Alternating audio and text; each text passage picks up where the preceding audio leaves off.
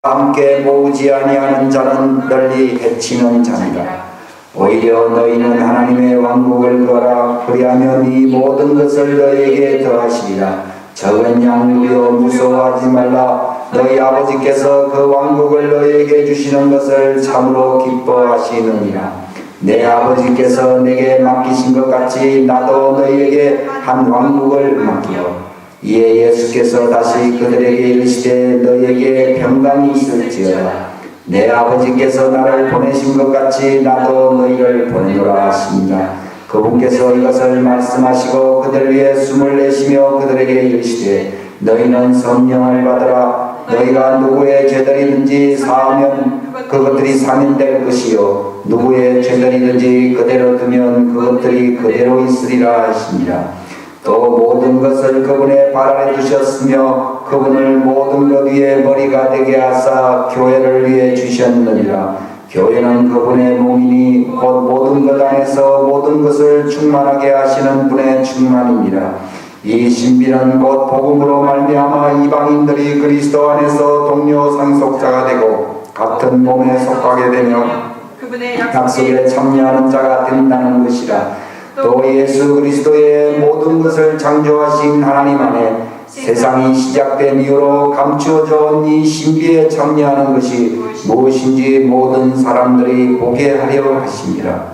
그분께서는 몸 곧 교회의 머리이시니라. 그분께서 시작이시오 죽은 자들로부터 처음 난 자이시니 이것은 그분께서 모든 것에 으뜸이 되려 하십니다. 하나님께서는 이방인들 가운데 이 신비의 영광의 풍성함이 무엇인지 자신의 성도들에게 알려지는데 이 신비는 너희 안에 계신 그리스도 곧 영광의 소망이시니라. 그러나 너희는 선정된 세대요 왕가의 제사장이요 거룩한 민족이요 특별한 백성이니 이것은 너희를 어두움에서 불러내어 자신의 놀라운 빛으로 들어가게 하신 분께 대한 찬양을 너희가 전하게 하려 하십니다.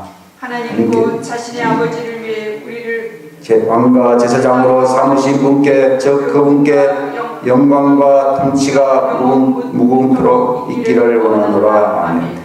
또 우리 하나님을 위해 우리를 왕과 제사장으로 삼으셨으니 우리가 땅에서 통치하시리라 하더라. 아멘.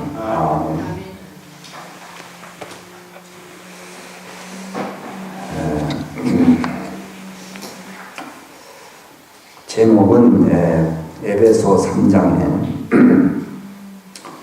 6절부터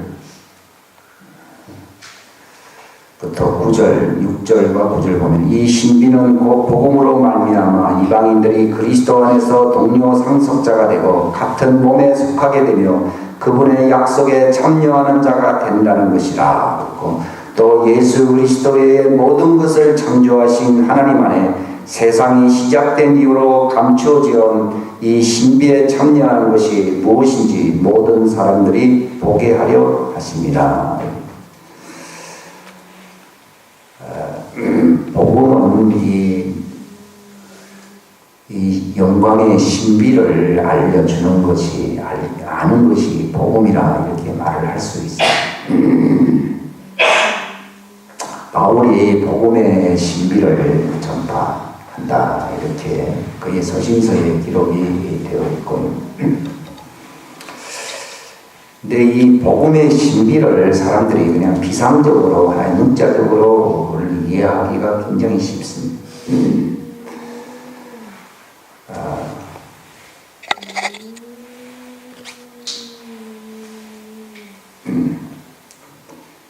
이 정확하게 표현을 하면은 9절에 보면은 예수 그리스도에 의해 모든 것을 창조하신 하나님 안에 세상이 시작된 이후로 감추어져 온, 여기 보면은 뭐 신비에 참여한다 여기 나오는데 원래 신비로운 교제라는 뜻입니다. 신비의 이 교제에 참여, 교제가 무엇인지 모든 사람들이 보게 하려 하는 것이다. 이러한 서신서에 기록하게 하신 하나님의 소원이 교회를 통하여 이루어지고 있느냐라고 한다고 하면은 거의 100%는 아니지만 거의 90, 몇 그런지는 모르지만 이루어지지 않고 있습니다.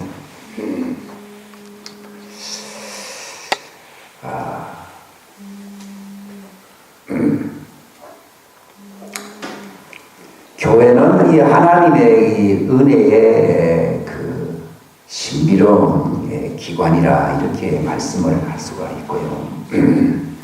내가 이 복음을 이해했다고 하면은 내가 어떠한 그 존재가 되어야 할 것인가에 대해서 분명한 그 해답을 알고 있어야 된다고 저는 생각을 합니다. 우리의 바로 진정한 정체성이 바로 이 하나님의 그 영광의 소망에 있다는 사실을 우리가 기억을 해야 될 것입니다. 여기 골로새서 1장 18절에 보면은 그분께서는 몸 곧 교회의 머리시라. 그분께서 시작이시요 죽은 자들로부터 처음 난 자이시니 이것은 그분께서 모든 것에서 으뜸이 되려 하심이라. 이렇게 되어 있고 27절에 보면은 하나님께서 이방인들 가운데 이 신비의 영광의 풍성함이 무엇인지 자신의 성도들에게 알리려 하시는데 이 신비는 너희 안에 계신 그리스도 곧 영광의 소망이다. 이게 바로 하나님께서 우리를 부르심의 그 목적이라고도 말을 할 수 있어요. 실망스러운 얘기지만 이 목적에 도달하는 것을 우리가 확인할 수 있는 그런 객관적인 그런 증거를 갖기가 참 힘들다는 것이죠. 그런 점에서 참 이 성경과 교회는 상당한 그 격차가 있다는 사실을 괴리가 아주 넓은 괴리가 있다는 사실을 알게 되고 이것이 참으로 애통할 일이요 정말 가슴 치고 통곡해야 될 일이요 정말 가슴 저하려 회개해야 할 일이라고 저는 생각을 합니다. 별로 깨닫지 못합니다.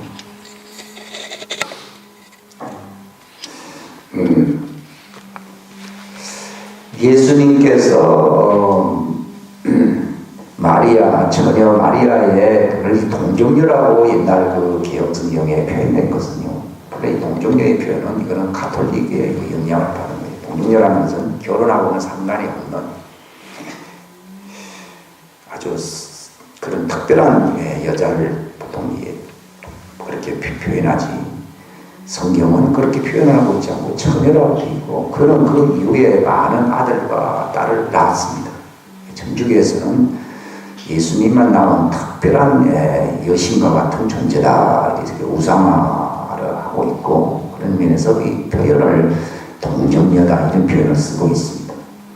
그러니까 처녀 때에 예수님을 낳았기 때문에 남자의 염색체, 죄인의 유전자가 개입되지 아니했다. 창세기 3장 15절에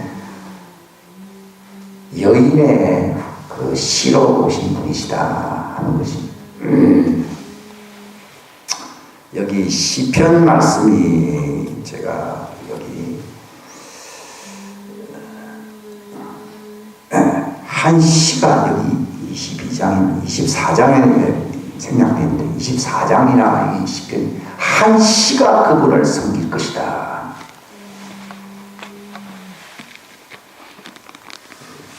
시편 20 중요한 말씀이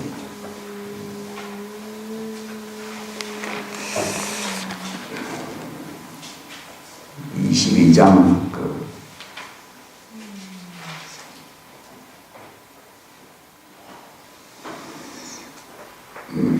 30절에 보면은 한 시가 이렇게 있습니다. 한 시가 그분을 섬긴다 이렇게 있어요. 그래서 주님께서는 그것을 그 한 시를 한 세대로 여긴다 이렇게 있어요. 이게 이제 구약과 이 신약의 차이입니다. 이 시편은 다윗이 기록을 한 것인데 이것은 미래적인 예언적인 말씀입니다. 하나님은 여기시라는 게 여기 있네요. 이건 창세기 3장 15절에 여인의 시가 하는 그 시와 동일한 것입니다. 즉 신약 교회라고 하는 것은 바로 하나님이 종들을 통해서 예언하신 대로 그 시의 집단을 가리켜서 예수님께서 마태복음 16장에 나의 교회를 쓴다 하는 것입니다. 어떤 분들이 지난번에 지옥에 관련된 그런 영상들을 한 2주간에 걸쳐서 봤는데요. 충격을 받을 수 있어요. 근데 그렇게 이렇게 참 마음의 어떤 안타까움을 느끼게 하느냐 이제 이런 그런 감동을 느낄 수도 있어요. 그런 간증을 하는 사람도 있어요. 근데 교회는 그 시의 집단인 것이 그 가정이 외인이 아니고 그 말 그대로 그 혈통이라고 하는 그 시의 집단인 것처럼 하나님의 교회도 바로 예수 그리스도 그분의 시의 집단이 바로 신약교회인 것입니다. 집단인 것입니다. 구약은 어떤 면에서 보면 좀 혈통적입니다. 이걸 요한복음 3장에서 이게 이제 구약과 신약의 차이예요. 위로부터 나질 아니하면 이런 표현을 다시 태어난다 이렇게 표현을 하고 있고 거듭났다라는 표현을 베드로전서 1장 후반부에 복음을 통하여 너희가 이제 거듭난 것이다. 썩어질지로 태어난 것이 아니고 썩지 아니할 하나님의 말씀으로 너희가 거듭났다. 우리가 전파하는 이 복음의 말씀이 바로 너희가 새로 태어나게 한 위로부터 다시 태어나게 한 그 시의 백성이 될 수 있는 말씀이라고 베드로가 선포하신 것입니다. 이거는 인간이 한 말이 아니에요. 그러니까 구약은 예언적이고, 그러니까 예수님께서 마태복음 12장에 다 기록은 안 되어 있습니다. 12장에 보게 되면은 여인에게서 그냥 혈통적으로 난 자 중에서는 구약 시대는 혈통적으로 난 사람 중에서 하나님이 선택하신 그런 백성을 가리켜 이스라엘이라고 하는 것이고, 그러니까 이거는 제가 감히 주장한다 그러면은 과거 사람들을 이제 모멸하는 그런 잘못을 범할 수가 있지. 근데 여인의 혈통으로 난 자들 중에서는 침례자 요한이 가장 위대한 자라고 되어 있습니다. 그러나 위로부터 난 자는 지극히 적은 자라도 그 침례자 요한 혈통으로 난 자보다 월등히 크다 이렇게 말을 예수님이 직접 하셨습니다. 그런 의미에서 이 신약 시대의 그 하나님의 백성과 구약 시대와는 엄청난 차이가 있다는 것을 제가 말을 하는 게 아니고 예수님이 말씀을 하신 것입니다. 이것이 바로 구약시대 사람의 대표자라고 할 수 있는 다윗은 상당히 구약 성도라고도 얘기할 수 있는데 그분이 예언을 해보여요. 한 시가 그분을 섬길 것이다. 옛날에는 이걸 후손이라고 번역을 해가지고 당연히 후손들이 했지. 근데 이것은 바로 예수 그리스도 그분의 그 시의 백성들을 얘기하는 겁니다.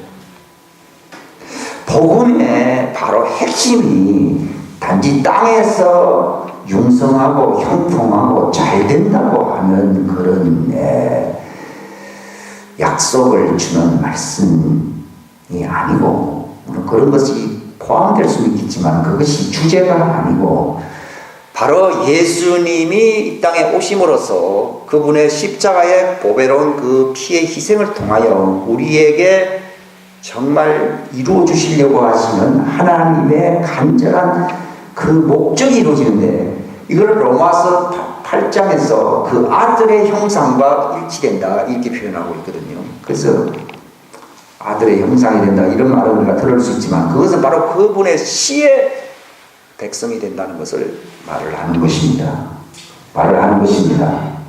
이걸 의학적으로 보면은 여자의 염색체를 보통 Y 염색체라고 제가 기억을 안 해요. X인지 Y인지 하여튼 뭐 X든 Y든 간에 차별을 하기 위해서 XY를 여자의 염색체를 Y라 한다 그러면 남자의 염색체를 X라 한다 그래요.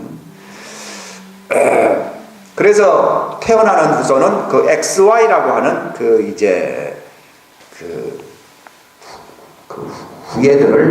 후손들을 얻게 되는 겁니다. 그 XY. 그러니까 여자에게서는 그 Y 염색체를, 남자에게서는 X 염색체를 이렇게 결합이 돼가지고 XY 염색체. 근데 이제 예수님의 그 씨의 후손이 된다고 하는 말은 여자는 그 씨가 아니거든요.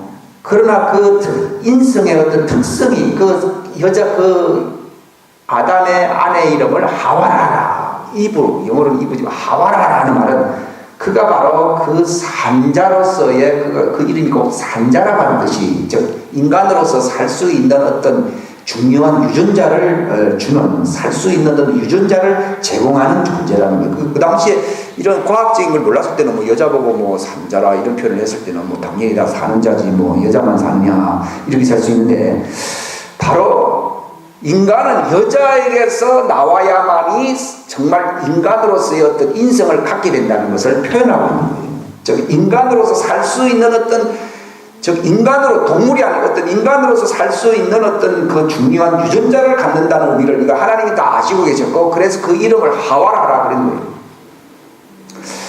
근데 이제 인간이 죄인이 된 것은 바로 그 씨에 문제가 있었다는 것이죠. 그래서 그 씨가 계속 계대에서 이제 자손 대대로 이렇게 흘러내려갈 수밖에 없는 상황이었는데, 예수님이 바로 여인의 씨로 오셨다. 예수님이 왜 죄인이 아니냐 하는 것에 대해서, 예수님이 인성으로서 인간으로서 살 수 있는 그런 특권을 얻기 위해서 여자에게 난 것이에요.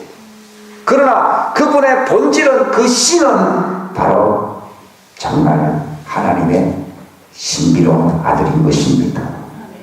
그러니까 복음에서 가장 위대한 것은요, 남자에게서부터 계대될 수밖에 없는 그 저주의 사이클 속에서 벗어날 수 없는 그 저주의 그 죄인 그런 씨가 아니라 바로 예수님 안에 있는 하나님의 아들의 그 씨입니다. 이걸 신세대라고 부르는 거예요. 이걸 바로, 그래서 제가 이 말을 제가 지어낸다 그러면은 문제가 보통 심각한 문제가 아닙니다. 그래서 이 골로새서 1장 18절에 이 말씀이거든요. 그분께서는 몸 곧 교회 머리라. 그냥 능력이 많으니까, 아주 권세가 많다 보니까 당연히 머리지, 그런 의미가 아니라, 머리일 뿐 아니라 여기 보면은 시작이라고 해요. 즉 새 인류의 시조가 되는 것입니다. 우리 한국 사람들은 당군의 후예다. 당군의 후예는 그 참 좋지 않은 얘기입니다. 이 네피림의 후예라는 얘기가 되는 거거든요. 왜냐하면 그 당군이 곰이었거든요. 곰이 이제 환생했다. 이제 인간이 이제 짐승의 후예다 그러면 이게 정말 네피림의 후예가 된다는 게 참 보통 문제가 아니, 창세기 6장에 걸리게 돼 있어요. 그런 이제 신화가 있다고 하는 것은 단순한 신화가 아니라 과거 창세기 6장 사건이 정말 지구 곳곳에서 있었다는 것을 얘기하는 것입니다. 한국에도 그 영향을 받았다는 것은 결코 자랑스러운, 이교도들은 자랑하는지 모르지만 하나님의 그 백성으로서는 이건 결코 자랑할 수 있는 그런 얘기가 될 수가 없다는 사실입니다.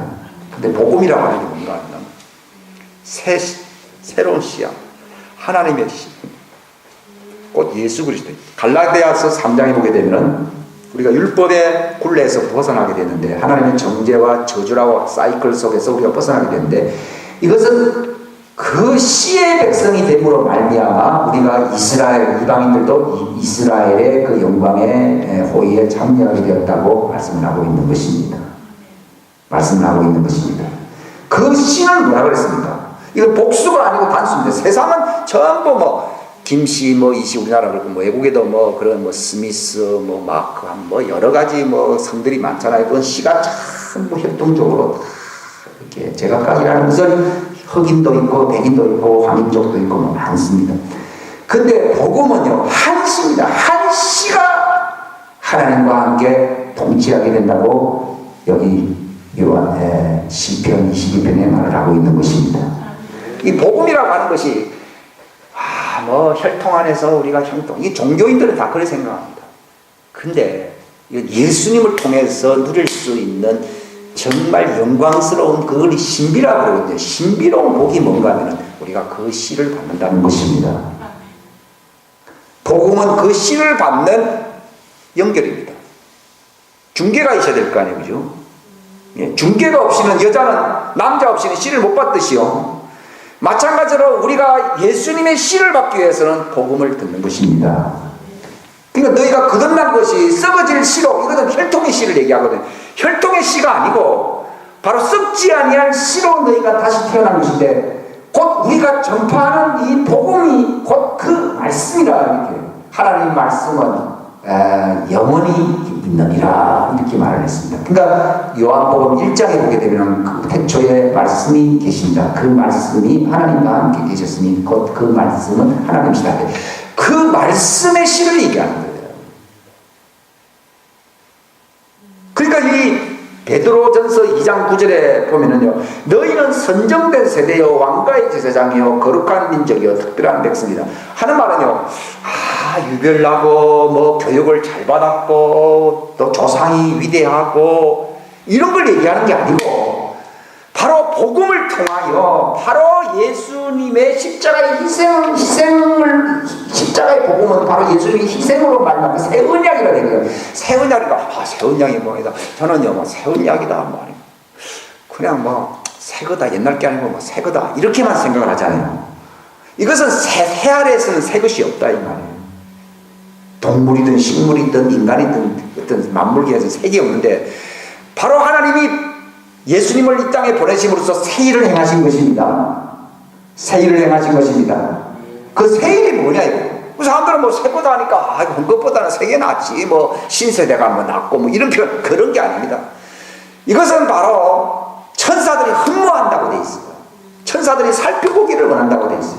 그 내용이 뭐냐면, 그게 하늘에서 내려온 천사들이라 할지라도 다른 복음을 전하면 화가 있다고 되어 있습니다.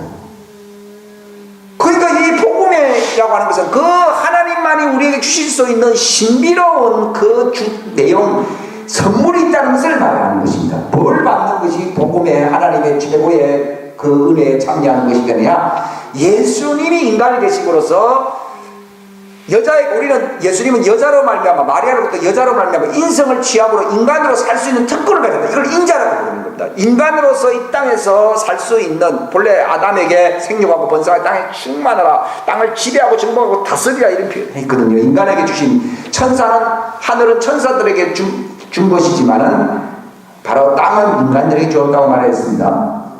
그러니까 여자는 마치 땅과 같아 가지고서 바로 이 땅에 살 수 있는, 인간으로서 살 수 있는 어떤 특권을 준다. 그래서 이브, 하와라고 하는 뜻이 바로 그가 살게 하는 자 이렇게 돼 있어요. 그러니까 여자로 말미암지 않고서는 인간으로 태어날 수가 없다는 것을 말을 하는 것이고, 예수님도 여인의 씨라고 한 것은 인간으로, 인자로서, 인간의 아들로서 살 수 있는 그런 신분을 얻기 위해서 마리아의 몸을 반드시 필요로 했던 것입니다.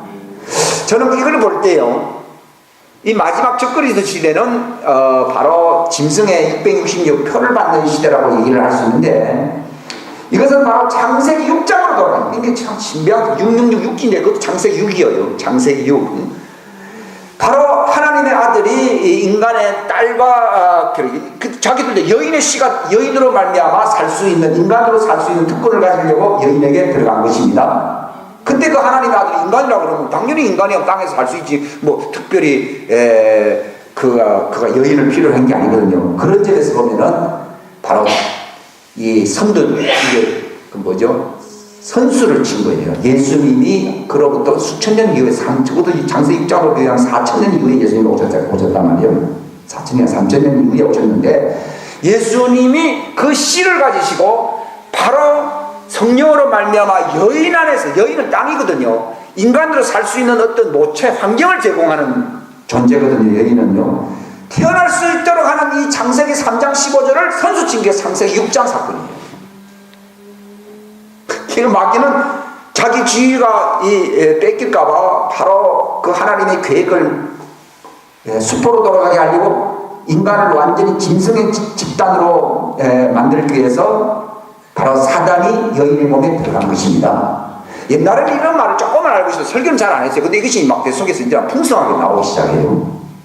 왜냐하면 창세기 3장 15절 사건을 마귀가 하나님의 그 나타남이 그 사단의 머리를 박살낸다고 되어 있거든요. 그러니까 그들의 운명이 끝장난다는 말이죠. 그러니까 이 선수진 사건이 창세기 6장이에요. 거기서 하나님의 아들이라고 하는 것은 본래 욥기서에 보게 되면은 하나님의 아들들이 있고 또 사단이 그 회의에 참여했더라 이렇게 나와 있어요. 그러면서 욥을 뭐 가리켜서 막 참수하고 하나님의 아들들이 있는 곳에 거기서 인간을 얘기하는 게 아니라 그 하나님의 아들이라면서 천사를 얘기하는 것입니다. 그 욥기서를 모르게 되면은요, 아이고 그건 인간들이지 어찌 천사들이냐 이렇게 생각하는 사람이 있어요. 근데 욥기서 보게 되면 하나님의 아들들이 이렇게 나옵니다. 그 회중에 이제 사단이 올라갔다 이렇게 돼 있어요. 그때는 사단이 심판을 받기 이전이기 때문에 거기까지 참소하고 거기에 이제 재판에 어떤 영향을 미치기 위해서 올라왔던 것입니다. 근데 그 뒤에 하나님의 아들이 이제 나타나심으로 말하면 그때 그 하나님의 아들은 대문자거든요. 대문자. 예수님을 얘기하는 것이에요. 나타나신 것은 그 마귀를 열어버린다는 거죠. 근데 놀라운 사실은요, 그게 과거지사로 끝났다고 하면은 뭐 옛날 거 잘 몰라도 뭐 별로 제가 그 관여치, 개인치를 안 했는데요. 이것이 요한계시록 13장 이후에 666 사건이 바로 창세기 6장의 사건이 다시 이어지는 것입니다. 근데 요한계시록 마지막 22장은 창세기 1장으로 가거든요. 죄가 없었던. 근데 창세기 22장이 창세기 1장으로 가기 위해서는 마단이 그걸 방해하기 위해서 창세기 13장부터 이 창세기 6장에 나와 있던 이 666, 창세기 6장 사건이 666 사건입니다. 여자에게서 네피림을 그 거인들을 낳았다고 나와 있습니다. 그래서 제가 이걸 틀어줄 수가 있는데요. 요즘이요, 놀라운 거는요, 지금 튼다는 얘기가 아니에요. 제가 증거를 보여줄 수 있다는 뜻에서 하는 얘기인데요. 인간의 몸 길이가요, 10m짜리 지금 뼈들이 막 나타나고 있어요. 이게 지금 사진으로 막 나오고 있어요. 사람의 머리가요, 사람 전체 크기만 하는 게 있어요. 그리고 이거는 애들은요, 조그만 애들도, 자이언트 그 애들도 이제 그 유골이 발견되고 있는데요. 마야 문명에서 뭐 계단 높이가 뭐 1m가 되더라. 이거 우리 보통 이거 계단하면 30cm도 안 되는데 말이에요. 1m라고 하면은 이거 보통 문제가 아니거든요. 이게 자이언트 그 네피림의 그 부에 있었다는 것을 말하고 있고, 그 가나안 땅에는 여호수아가 그 이제 이스라엘 군대를 끌고서 들어감으로써 다 멸해버리라고 하는 이유는 거기에는 인간들도 있지만 지배권자는 다 누구냐는 거예요. 이게 바로 네피림 자이언트들이라는 것이에요. 거인들이에요. 그러니까 어린아이들이 한 3m 정도 되고 뭐 2m는 기본이고 큰 장성한 꺽다리는 10m가 된다고 나와 있어요. 그러니까 그 계단을 1m짜리 계단으로 올라갈 수가 있죠.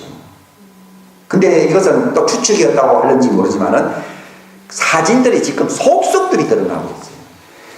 그래서 옛날에 참 재밌는 그 갈리보 여행기도 참 그게 우스꽝스러운 그런 얘기가 아니구나 이제 이 사람들이 그렇게 생각하는데 그걸로 만족하면 안 되고요. 바로 그 창세기 6장 사건이 요한계시록 22장 창세기 1장으로 회복되기 이전에 나타난다는 것입니다. 그게 짐승의 666 사건이라는 것은 그걸 얘기하는 거예요. 지금 그 만반의 준비를 하고 있는 시대에 살고 있어요. 이것은 너희가 왜 예수님께서 천기를 분별하면서 왜 시대의 기상은 분별하지 못하느냐 했거든요. 근데 이게 확실한 거예요. 제가 옛날에는 그런 자료는 어느 정도 갖고 있었던 얘기는 공적에서 한 적이 별로 없어요. 근데 이게 이루어지는 거예요. 근데 왜 그들이 그런 식으로 하느냐? 창세기 3장 15절 여인의 씨라고 할 때 그 씨는 그걸 여인의 후손이라 번역하면 안 됩니다. 후손은 그거는 얼마나 많습니까? 이 말이 안 되죠. 후손이라 그러면 이거는 죄인들을 보통 인간들하고 관계된 얘기잖아요. 근데 그 씨입니다. 성경에 따라합시다. 성경은 그 씨의 비밀을 알려주는 책이다. 그 씨의 비밀을 알려주는 책이다. 그 씨와 결합하는 신비를 알려주는 책이다. 그 그 시와 결합하는 이걸 언약이라고 부르는 거예요. 구약은 예표적인 것이었고 신약은 실질적으로 그 씨가 우리의 인성, 여자에게서 난 자들 속에 그 영으로 그 씨가 들어오게 된 것입니다. 그래서 내가 예수님의 형상이 된 거예요. 내가 김씨의 집안과 결혼할 때 그 김씨의 그 자녀들이 나오지 않습니까? 이거는 상식 중에 상식이잖아요. 바로 복음이라고 하는 것이 뭐냐 하는 거예요. 이 성경을 왜 언약책이라고 부르는가 하면 하나님의 씨와 결혼한다, 결합한다는 거예요. 그것을 알려준 집에 사단만이 그걸 알고 있기 때문에 이걸 방해하려고 하나님의 씨가 들어오지 못하도록 인간을 개조시키기 위해서 자기들이 그 인간 속에 들어가서 인간을 지배하려고 했던 사건이 창세기 6장 사건인 것입니다. 그래서 이 땅에 뭐가 내린 거예요? 홍수가 내린 거예요. 단순히 인간이 악하기 때문에, 인간은 그렇게 악해봐야 한계가 있다고 그러더라고요. 인간의 악이 극에 달한다고 하는 것입니다. 창세기 사건에서 하나님이 홍수로서 지구 자체의 생명체를 다 멸절해 버렸잖아요. 그러나 하나님이 그 약속이 이제 수포가 되지 않게 하려고 노아를 선택한 것이고 그 방주의 배를 선택한 것이에요. 우리가 그 관점에서 봐야 되는 것이고, 이것은 바로 그 하나님이 계획하신 창세기 3장의 그 신비로운 거룩한 그 씨의 약속이 이루어지게 하려고 하는 거예요. 이 갈라디아서 3장의 핵심은, 복음은 바로 그 씨의 백성이 된다는 것을 알려주는 것입니다. 그러니까 혈통의 씨는요, 이미 마귀의 그 유전자가 들어가 있는 거예요. 영적으로요. 그래서 죄인이라는 거예요. 제가 말을 하는 것은 혈통의 유전자를 얘기하는 영적인 유전자가 계속 이게 정말 끊어지질 아니하고 계속 계대로 끝없이 이어지는 거예요. 그러니까 여인에게서 난 자는 죄인이라는 뜻이고, 그러나 하나님의 아들의 씨를 받는 사람은 새 인류가 된다는 것입니다. 그런 의미에서 새 사람인 거예요. 마귀는 자기의 그 죄의 유전자가 흐르는 혈육에 속한 자는 흙을 먹을 짐이라고 그러거든요. 바로 자연인은 완전히 지배할 수 있는 능력이 있어요. 거기에 대해서는 사단은 눈 깜짝하지 않습니다. 그건 다 자기들이 이용해 먹을 수 있는 그런 대상들인 것입니다. 근데 마귀는 누구와 싸우느냐? 바로 그 하나님의 아들들과 그 씨의 백성들과 싸운다는 것입니다. 싸운다는 것입니다. 그러니까 이게 하나님의 목적이에요. 복음에, 그래서 우리가 본래 땅에서 행복하고 땅에서 부여하고 땅에서 어떤 주도권을 잡고 그런 존재예요. 근데 에베소서 1장에 보게 되면은 하나님은 그리스도 안에서 이게 그리스도는 그 씨로 말미암아 이 말입니다. 인간을 단순히 땅에서 형통하고 번영하는 족속으로서 하나님이 만들어 놓은 게 아니라, 결국은 그 존재는 미완성이거든요. 결국은 사단에게 패배함으로써 사단의 종이 밥이 돼 버렸어요. 흙을 종신적으로 먹을 짐이라 이렇게 있어요. 그런데 하나님은 이것이 끝장난, 인간의 운명이 끝장난 완성이 아니라 바로 하나님의 놀라운 계획을 갖고 있었던 것입니다. 바로 여인의 딱 타락하고 나니까 우리들 중에 한 사람이 가실 때 있다면 바로 인간들이 여인에게서 난 인간들이잖아요. 그런 것처럼 예수님도 인간으로서 태어남으로써 하나님의 목적과 뜻을 이룰 수 있는 존재가 된다는 의미에서 우리 중 한 사람과 같이 되었다, 이렇게 표현을 하고 있는 거예요. 창세기에 3장에 보면. 그런 의미에서 이 창세기 1장부터 적어도 10장 아브라함이 낙하라기까지의 말씀을 잘 이해하지 못하게 되면은 뿌리가 없는 그런 지식, 경박한 지식에 머물 수밖에 없어요. 실상은. 왜냐하면 시작이 굉장히 중요하니까. 그러니까 에베소서에서는 바울이 이걸 알고 난 뒤에 우리를 창세 이전이라, 즉 이 땅이 건설되기, 본래 이 창세라라고 하는 말은 천사들이 있기 이전이다 이런 표현이 아니고, 이 파운데이션이라는 말, 땅을 얘기하는 거예요. 땅이, 이 지구가, 이 태초에 하나님이 뭘 해요? 천지를 창조하신다. 땅이 있기 전에, 이 파운데이션, 땅이 있기 전에 하나님이 예정을 한 것이 있어요. 그게 뭔가 하면 그리스도의 씨를 받게 함으로써 영원한 그리스도와 함께 공동 통치자, 상속자들이 되게 한다는 것입니다. 이것이 하나님이 천사를 만들어 놓고 살다 보니까 재미가 없어서 이거 뭐 또 하나 만들어 봐야 되겠다 해서 인간을 만든 게 아니고, 이사를 할 때 농작을 다 가구를 다 들어놓고 난 뒤에 모든 걸 다 빗붕을 들어놓고 난 뒤에 이제 마지막으로 인간이 들어와서 그 집을 관리할 수 있도록 들어오듯이요, 하나님이 천사는 마치 그런 존재들이에요. 다스릴 수 있도록 그 어떤 환경을 조성할 수 있도록 있던 천사들을 만들어 놓고 그 다음에 하나님이 이미 알고 있었습니다. 그 아들과 같은 존재들이 태어나게 한다는 것이에요. 이거 그래서 창세 이전이라 뭐 번역을 했지만 원래 창건 이전이다, 땅이 생기기 이전이다 하는 표현이에요. 땅이 생기기 이전에도 뭐가 있었는지 그건 잘 몰라요. 천사가 있었는가 우리는 추측할 뿐인데, 성경은 아무것도 없을 때에 그런 게 아니라 아무튼 이 땅이 창건되기 이전에, 파운데이션, 토대가 생기기 이전에 바로 그리스도 안에서 하늘에 속한 자의 그 축복, 하늘 처소들에 있는 그 축복을 누릴 수 있는 인간을 하나님이 예정했다고 하는 것입니다. 이 창세, 그게 참 에베소서의 위대한 그런 내용이라고 말을 할 수가 있어요. 위대한 내용이지. 근데 이것이 언제 실현되느냐? 예수님 이후로, 예수님이 예언하심으로써 그걸 성취하심으로써 이루어진 것입니다. 그 예수님이 다 이뤘다고 된 거예요. 그러니까 여자에게서 남자 중에서는, 인간으로서는 침례자 요한이 가장 위대하다. 그러나 하늘에서 태어난다 이렇게 된 거예요. 이것은 하늘로부터 오신 분의 씨를 받지 않고서는 우리가 어디로부터 태어난 자가 안 된다고요? 하늘로부터 태어난 자가 안 되는 거예요. 본래 아담을 만드시고 난 뒤에 하늘 처소들에 있는 영적인 신령한 영적인 복을 받아라 한 적이 창세기 1장 26절 거기 없습니다. 그래서 땅에서 번영하고 충만하고 지배하고 다스리라는 말밖에 없어요. 근데 이것이 사단 완성인 줄 알고 인간을 파괴시키려고 하는 것이었지만, 하나님 인간의 진정한 완성은 예수 그리스도가 이 땅에 인간으로 오시는 이유가 되느냐? 그분은 인간이시면서 동시에 바로 하늘에 속한 창조주 하나님의 그 영원한 씨를 갖고 계신 분이시거든요. 그래서 그를 하나님의 아들이라고 부르는 거예요. 이 하나님의 아들이라고 하는 것은 참 엄청난 내용을 갖고 있어요. 우리는 천사의 형상을 본받게 하려고 만들어진 존재가 아니고, 그저 이 땅에서 훌륭한 존재가 되게 하려고 만드는 존재가 아니라 그 아들의 형상과 똑같은 존재가 되게 하려고 만들었다고 돼 있어요. 그러면 우리가 어떻게 인간이 하나님처럼 될 수 있냐? 그 말이 아니라 그 씨를 받는다는 거예요. 복음을 전한다고 하는 것은 단순히 훌륭한 사람 되게 하고 착한 사람 되게 한다는 말이 아니라, 바로 예수님이 바로 인간이 되심으로써 바로 모든 인류에게 주실 수 있는 그 영적인 씨, 이 씨는 혈육의 씨가 아니라 바로 신비로운 말씀의 씨인 것입니다.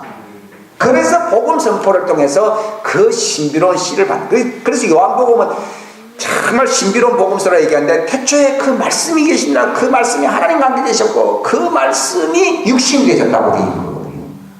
그러니까 그분이 인간이 계심으로써 인간 안에서 그분이 가지고 계시는 그 영을 분화시킬 수 있는 그 길을 열어놓은 것입니다. 만약에 그분이 인간이 안 되시면요, 인간하고 그 말씀이신 그 하나님과 아무 상관이 없어요. 그냥 너희는 피조물이고 너희는 종들이고 그분은 하나님이십니다. 근데 말씀이 육신이 있다는 말이 굉장히, 이건 마태, 마가, 누가복음에서는 전혀 언급하지 아니했던 요한이 정말 언급한 이 복음의 신비의 깊은 내용을 얘기하는 거예요. 이 복음은요, 우리가 너무 제가 생각할 때는 경박하게 듣고 있어요. 내가 어떻게 살아야 되느냐 하는 것을요, 옛날에는 율법적으로, 예수님 오시기 전에는 육신의 예법이라고 되어 있어요. 육신적인 예법으로서 죄를 안 짓고 살아야 된다 하는 것이, 이게 예수님 오시기 전에 어떤 율법의 수준이라고 말을 할 수 있는가 하면, 예수님이 오셨을 뛰고 난 뒤에 그 율법이라고 하는 것은 예수님 다시 율법을 재해석한 거예요. 무슨 말인가 하면, 인간의 입장, 혈육인 죄인의 입장에서 보는 그런 그 관계해야 할 그 율법이 아니라 바로 하나님의 아들로서 정말 하나님의 영광을 나타낼 수 있는 존재로서 살아야 할 법규가 바로 예수님이 해석한 새로운 바로 해석의 그 율법인 것입니다.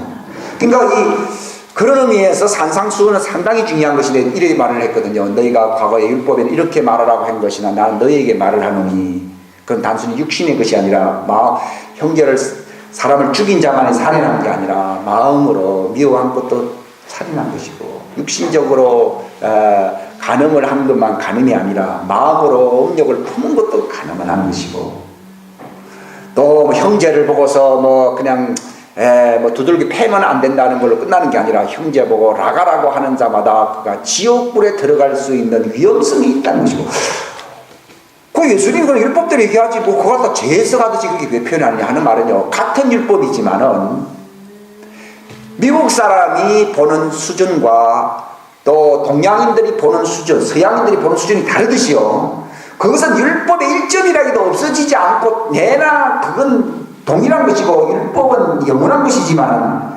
죄인들이 생각하는 인식하는 수준과 바로 하나님 예수님 육신이 되어 인간으로 오신 하나님의 신 근본이 되신 그 예수님이 율법을 바라보시고 해석하시는 그 수준은 차이가 있다는 겁니다.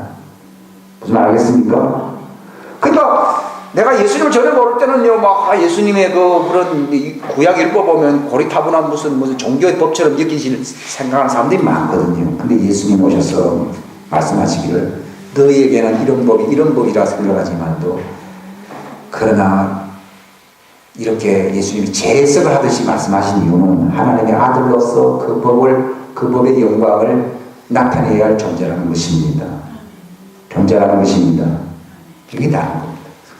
그렇기 때문에 이 산상수훈에 예수님께서 율법을 해석하신 그 모습대로 마음에 전혀 하자가 육신적으로만 하자가 없는 게 아니라 행동으로만 하자가 없는 게 아니고 정말 사람의 깊은 심령으로 전혀 하자가 없는 존재로 살기 위해서는 예수님의 씨가 우리 안에서 정말 뿌리를 내리고 이것이 우리를 지배해야 된다는 것을 말하는 것입니다. 이것이 바로 예수님의 율법입니다. 그래서 이걸 예수님의 말씀이다, 예수님의 법이라고 말씀을 합니다. 이걸 믿음의 법이다, 진리의 법이다, 그렇게 특별히 나의 말이다 이렇게 얘기한 거예요.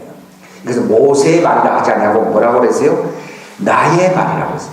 예수님은 모세의 법을 지키는 자가 나를 사랑한다. 내나 예수님이 모세의 법을 제해서 그걸 무시한 게 아니지만은 나의 말, 나의 명령, 나의 법을 가지고 지키는 자가 나의 명령을 가지고 지키는 자가 나를 사랑한다는 말은 그분의 입장에서 하나님의 시의 유전자를 가진 자의 입장에서 우리가 그분과 같이 살아야 된다는 것을 말을 하는 것입니다. 그런 점에서 모세의 시대와 각도가 바라볼 수 있는 그 시각이 전혀 정말 어떤 면에서는 180도 전환됐다는 것을 말을 하는 것입니다. 이게 달라진 거죠. 옛날에는 그 말이 이 말 같기도 하고 참 복잡하게 들릴 수가 있어요. 근데 예수님은 나의 법이다, 나의 명령이다, 나의 말이다 그렇게 말을 하셨습니다. 이것은 그분의 씨를 가진 사람들이 살아야 할 법규라고 하는 것을 얘기를 하는 것입니다. 이것은 신약의 법이라고 우리가 선포를 할 수가 있는데요. 이것을 알게 되면요, 구약은 말 그대로 다 예표적인 것이고, 정말 그림자와 같은 것이고, 도용적인 것이다 하는 것을 자연히 알게 될 것이고, 정말 복음은 그 말씀이, 그 시가 육신 안에 정말 나타나신, 이걸 하나님이 육체 안에 나타나셨다라고 디모데전서 3장 16절에 말씀을 하고 있습니다. 하나님이 육체가 되신 그 신성이 육체 안에 나타나신 겁니다. 그 신성은 하늘에서 온 것이거든요. 그래서 과거 구약 그 시대 사람과의 차이점이라고 하는 것은 땅에서의 어떤 유전적인 형질로 볼 때는 차이가 없어요. 도리어 옛날 사람들이 더 훌륭하고 더 오래 살았잖아요. 그죠? 근데 에베소서에 바울이 얘기했습니다. 뭐라고 얘기했어요? 하늘 초소들에 속한 영적인 복을 받는다 이렇게 했거든요. 내가 바로 그 씨의 백성이 되지 않고서는 불가능한 것이에요. 더우시면 끄셔도 됩니다. 예. 바로 그 씨가 바로 하나님과 함께 계신 하늘에 계셨던 그분에게서 내려온 것이기 때문에 우리가 땅에 속한 그 복으로 끝난다는 것이 아니라 끝나는 것이 아니라는 것입니다.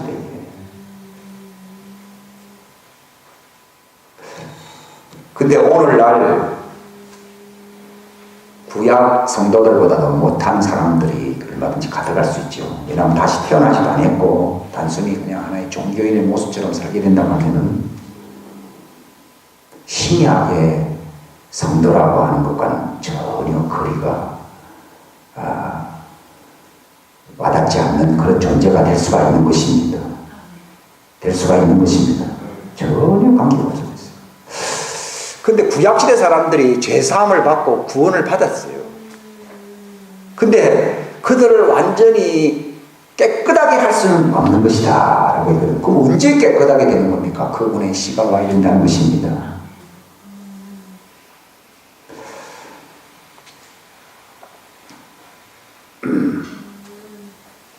예수님을 믿지만은 구약시대 사람처럼 그냥 하나의 그런 육체와 관련된 법적으로 믿는 사람들이 있는가 하면은 복음의 신비를 알게 되고 하나님의 계시의 눈이 열림으로 말미암아 내가 완전히 새로운 존재, 영적으로 완전히 저희는 딴 존재가 된 사람들이 있어요. 이런 사람들은요, 육신적으로는 연약할 수도 있고 육신적으로는 상당히 혼란성을 많이 겪을 수 있지만 그 본질의 변화가 와 있기 때문에요. 영의 어떤 변화가 와 있기 때문에 자기를 망가뜨리는 길로 가기가 굉장히, 그렇다고 안 망가지는 건 아니지만은, 왜냐하면 하나님의 아들들이 그 여인에게 들어옴으로 말미암아 그 천사들도 망가진 것입니다. 여러분, 천사들도 본래 그것이 범죄하기 전에, 그래서 타락한 천사를 심판의 날까지 그들에게 했다. 그걸 무저갱으로 집어넣었다 하는 말이 있어요. 그거는 우리가 생각할 때 사단만 그렇게 한 것이 아니라 사단 이후에 또 이게 천사들이 창세기 6장에 범죄한 천사들도 있다는 거예요. 무슨 말 알겠습니까?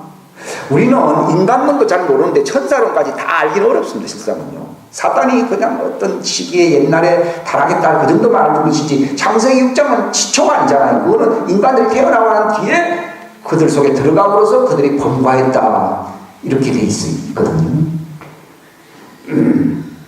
제가 이 말을 하는 것은요, 내가 예수님의 그 십자가 희생으로 말미암아 우리에게 주시려고 하시는 최고의 그 보배가 뭐냐, 그 보배로운 피로 말미암아 그분의 씨를 받는 거예요. 여자가 어떤 그 피의 사건을 통해서, 그 결혼을 통해서 씨가 잉태가 되듯이요, 바로 예수님이 바로 그 피가 그런 겁니다. 인간으로 오셔서 인성으로서가 피를 흘리신 이유는 그분 안에 있는 보배로운 신성, 하나님의 아들들이 될 수 있는 그 씨를 받는 것입니다. 그 씨를 누구든지 받을 수 있는 길을 열고, 예수님의 피를 알게 아는 사람들을 통해서, 그걸 십자가에는 바울이 자랑하지 않다고 되고, 십자가 사건은요, 하나님의 씨를 하나님 잉태시키는 그 하나님의 놀라운 계획이 있는 것입니다. 이건 십자가의 그 사건, 복음을 통하지 않고서는, 양의 구약의 양의 제사, 염소의 제사 이런 얘기를 하고서는 절대로 그런 일이 일어날 수가 없는데, 그 십자가 사건을 통해서 바로 그 예수님 안에 있는 그 신비로운 씨가 우리가 들어온다는 거죠. 이걸 새 인류라고 부르는 거예요. 그러니까 어떻게 보면 새 인류와 그 다음에 마귀 666, 그 짐승의 씨를 갖고 있는 그들과의 마지막 전투가 요한계시록 13장, 그 17장 계속 이어지는 것입니다. 이 성경 그걸 얘기하고, 창세기 3장을 얘기하고, 인간의 타락만 얘기하고, 창세기 6장에 짐승의 씨가 들어온다는 사건을 또 얘기하고 있고요. 이 인류의 종말도 언제 이제 마지막에 오느냐, 짐승의 씨가 이제 부러지게 되고, 이제 마지막 때에 이제 그 지구를 이제 완전히 정화시키기 위해서 예수님이 다시 오신다는 것입니다. 그걸로서 이제 성경이 끝난다는 겁니다.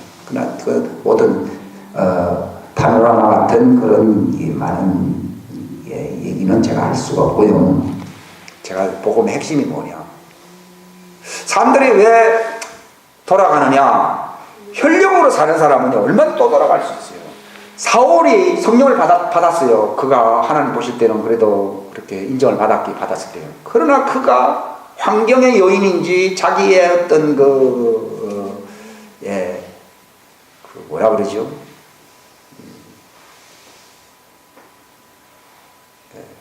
그런 문제, 자기만의 문제가 있든지 하나님의 말씀을 불순종하면서부터는 하나님의 신이 떠나버렸거든요. 하나님의 신이 떠나고 악한 신이라 번역되는데 악한 영이 들어왔다고 되어 있어요. 그래 번뇌하고 이제는 막 핍박자로 아주 정신 나간 왕으로 이제 표현이 되어 있는데요.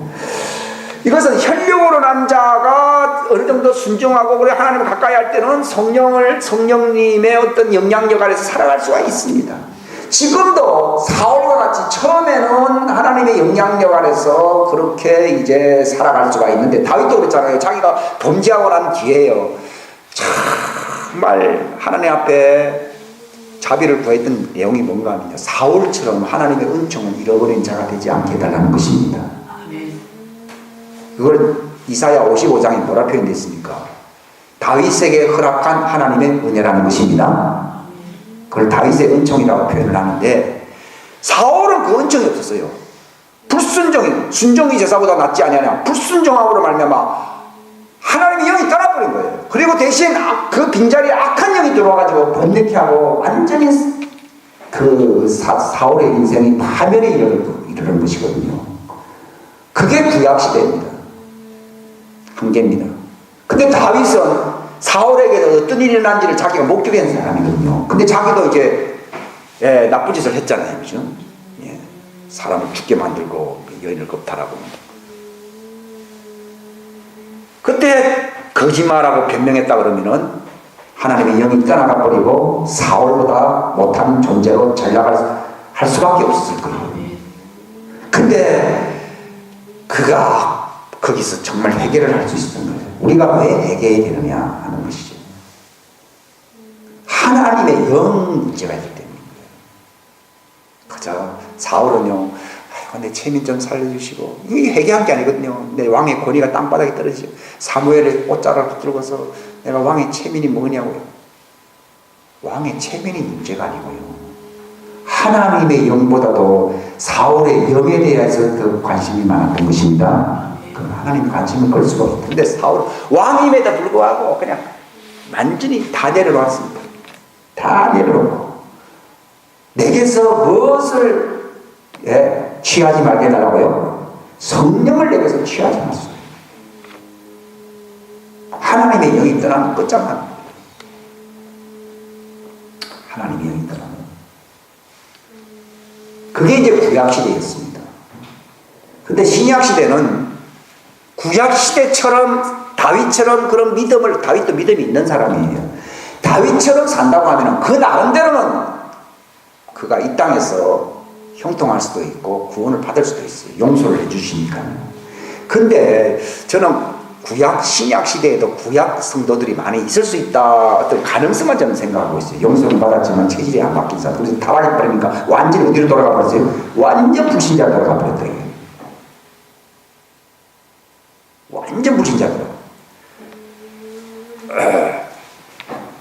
근데 요한일서를 보게 되면요, 신약 성도에 이 요한일서는요, 이 초대교회가 생기고 난 지 30년 지나고 훨씬 지나서 이게 이제 기록된 말씀인데요. 거기 보면요, 하나님에게서 난 자는 범죄하지 않는다.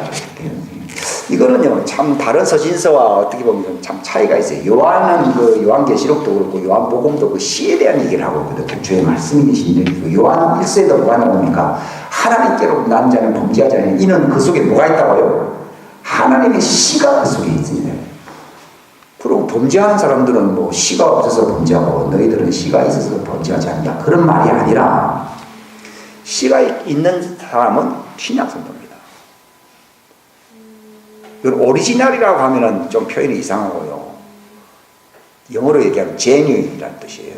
순정 부품도 순정 부품이라는 말이 뜻이에요. 정말 순정 교인, 신약 교인이 누구냐? 하는 말은요, 그냥 사울처럼 순종하고 내가 이렇게 하나님 은혜를 좀 받는다, 용서를 받는다 하는 수준이 아니고, 또 하나님의 영을 내게서 떠나지 말게 해달라고 다윗처럼 그렇게 했던 그 수준도 아니고요.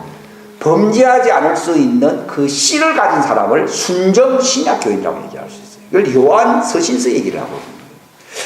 저는 이건 제 개인적인 얘기입니다. 지금도 구약 성도로 다윗은 위대하거든요. 구약 성도는 모세도 위대했고 엘리야도 위대하거든요. 근데 교회 안에요, 모세와 같이 엘리야와 같이 다윗과 같이 위대한 사람이 있을 수 있어요. 근데 그들이 순간에 뒤바뀌어 가지고서 완전히 타락해버리고 완전히 불신자처럼 되어버린 유혹에 있어요. 그래서 저는 구원은 이게 완성된 게 아니구나, 이런 걸로 제가 말씀을 드린 것이지만, 구약 성도는 한계가 있다는 것을 얘기하는 것이고, 오늘날 신약 시대에 살고 있으면서도 수준이 어느 수준에 머물러 있다고요? 육신적인 그런 수준에 머물러 있는 사람들이 많이 있습니다. 나중에 어떻게 다시 이제 하나님의 씨를 받느냐, 그건 제가 잘 모르겠어요. 이런 말은요, 제가 설교상에 별로 해본 적이 없어요. 근데 요한서신서에 분명히 얘기하고 있어요. 하나님께로부터 난 자는 범죄하지 않는다, 이렇게 있어요. 만약에 제가 막 그렇게 얘기한다 그러면은, 그건 정말 독단적인 독불장군과 같은 얘기가 될 수 있어요. 아주 위태로운 얘기가 될 수 있어요. 하나님의 씨가 있다. 그렇다고 해서 제가 얘기하는 것은 하나님의 씨를 가진 순정부품이라는 표현 것처럼 순정신약교인이라고 해서 그들이 타락하지 않는다는 말은 아닙니다. 그들도 타락할 수 있어요. 그게 어디에 나와 있는가 하면 하나님 아들을 짓밟고 그 보혈을 모독하는 자들이 나온다는 것입니다. 이것은 마치 창세기 6장에 하나님의 아들들이 범죄했다는 사건이 나오죠? 그 얘기입니다. 이것은 거기서 하나님의 아들이라고 하면서 땅에 속한 자들을 얘기하는 게 아니거든요. 하늘에 속한 자가 땅에 속한 여인과 결합을 했다는 것을 얘기하는 거예요. 그러나 그들이 범죄하기 전에 천사처럼 살 수 있는 권리가 있듯이, 예수님의 씨를 받으면 자연스럽게 우리는 예수님처럼 살 수 있는 놀라운 특권과 그런 호의와 영향력 아래서 살아갈 수가 있는 것입니다.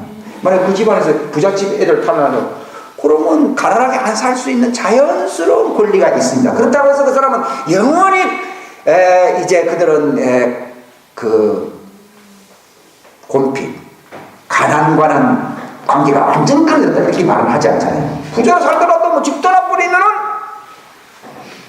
아무 상관이 없어지듯이요. 그러나 그 집에 머무는 한은 가난과는 인연이 없다, 그 얘기입니다. 제 말은. 그 무슨 말인가 하면요, 우리가 하나님의 씨를 받게 되면 어떻게 사는 게 자연스러워지는가 하면은 그 씨의 유전자, 그 씨의 유전자를 이걸 갖다가 신비라고 부르는 거예요. 거기서 이 신비라고 하는 말은요, 그 씨의, 우리가 이 자연계의 그 씨의 유전자와 같은 또 다른 용어인 것입니다. 그렇게 살면 우리는 신비롭게 산다, 이 말이에요. 고상하게 사는 정도가 아니에요. 그러니까 예수님께서 너희 율법에는 이렇게 말했지만, 그러나 나는 우리가 이 고상한 하나님의 씨이신 말씀이신 예수님 볼 때는 이렇게 사는 것이 아니라 바로 전혀 범죄하지 않고, 마음으로 전혀 범죄하지 않고 살아야 된다는 것입니다. 따라서 하나님의 씨는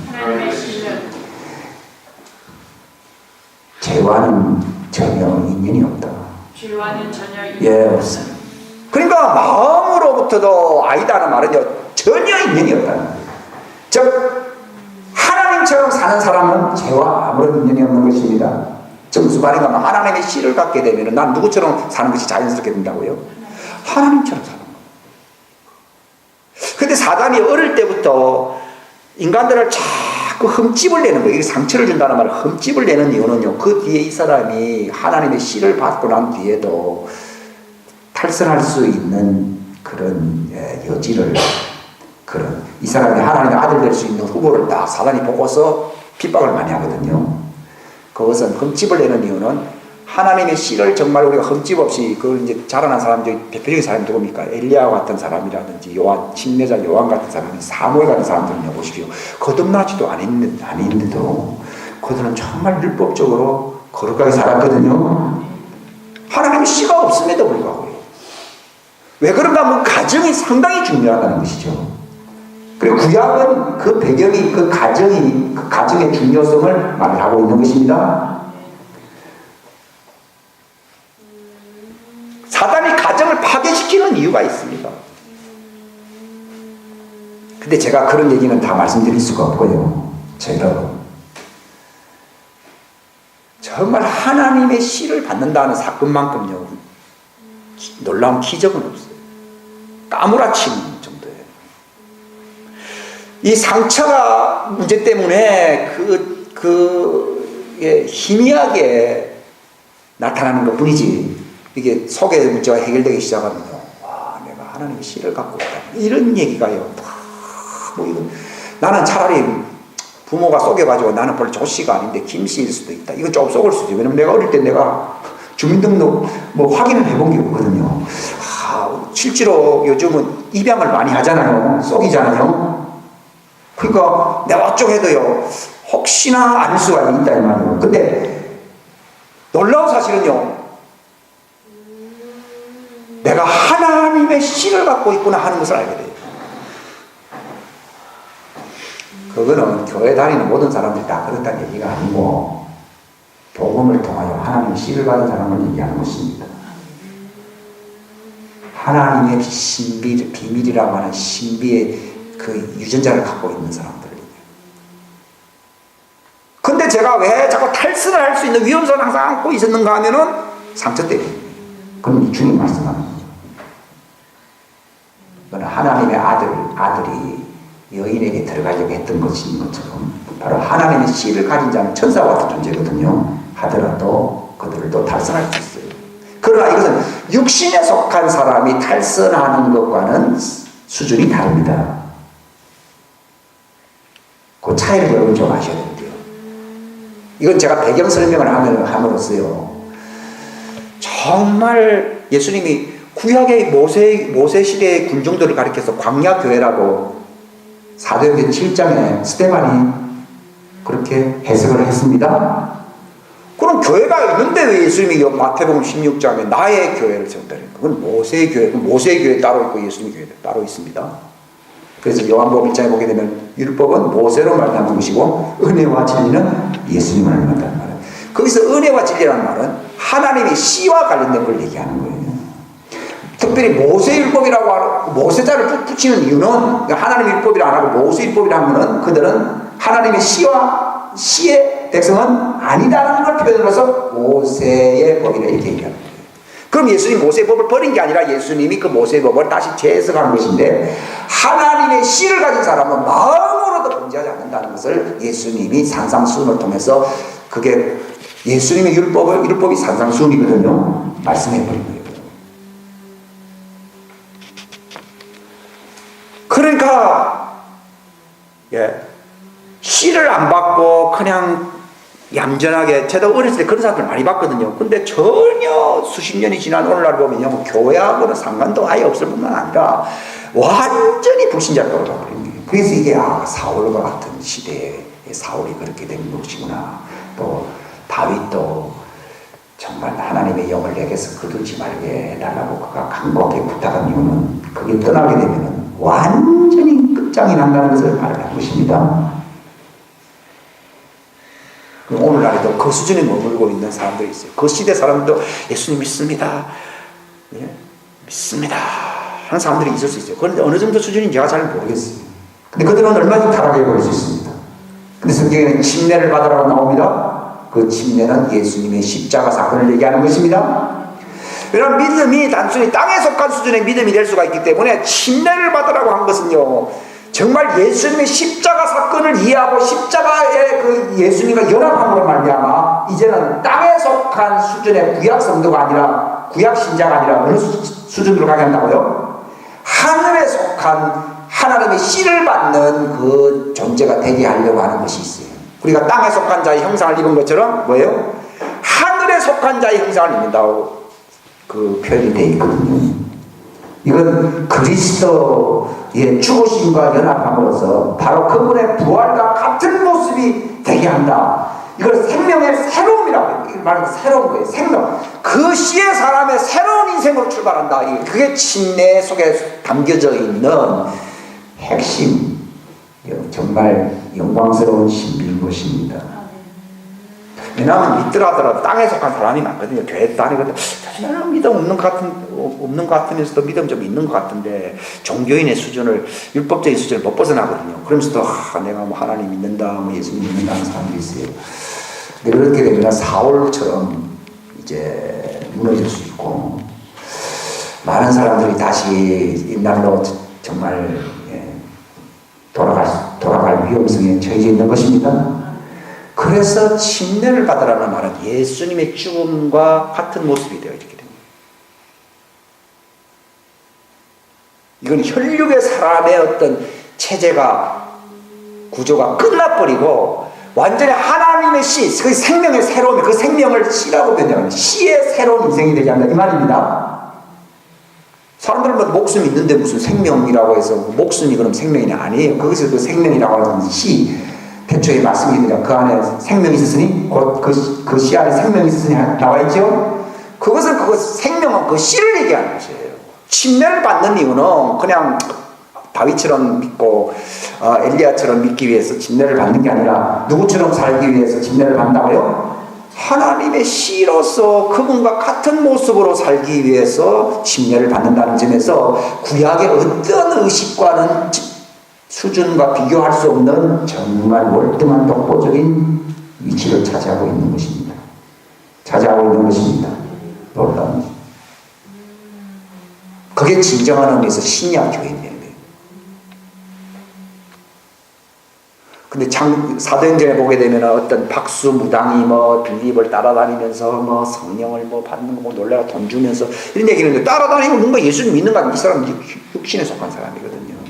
그렇다고 해서 전혀 안 믿겠다는 사람은 아니었지만은요, 그런 수준에 머물러 있는 사람들이 얼마든지, 초대교회도 그래서 그런 사람들이 있었기 때문에 얼마든지 지금도 어쩌고 보면 더 많을 수가 있습니다.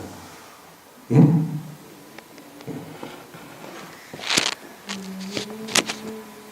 그 아들의 형상과 같이 된다. 이건요, 놀라운 거예요.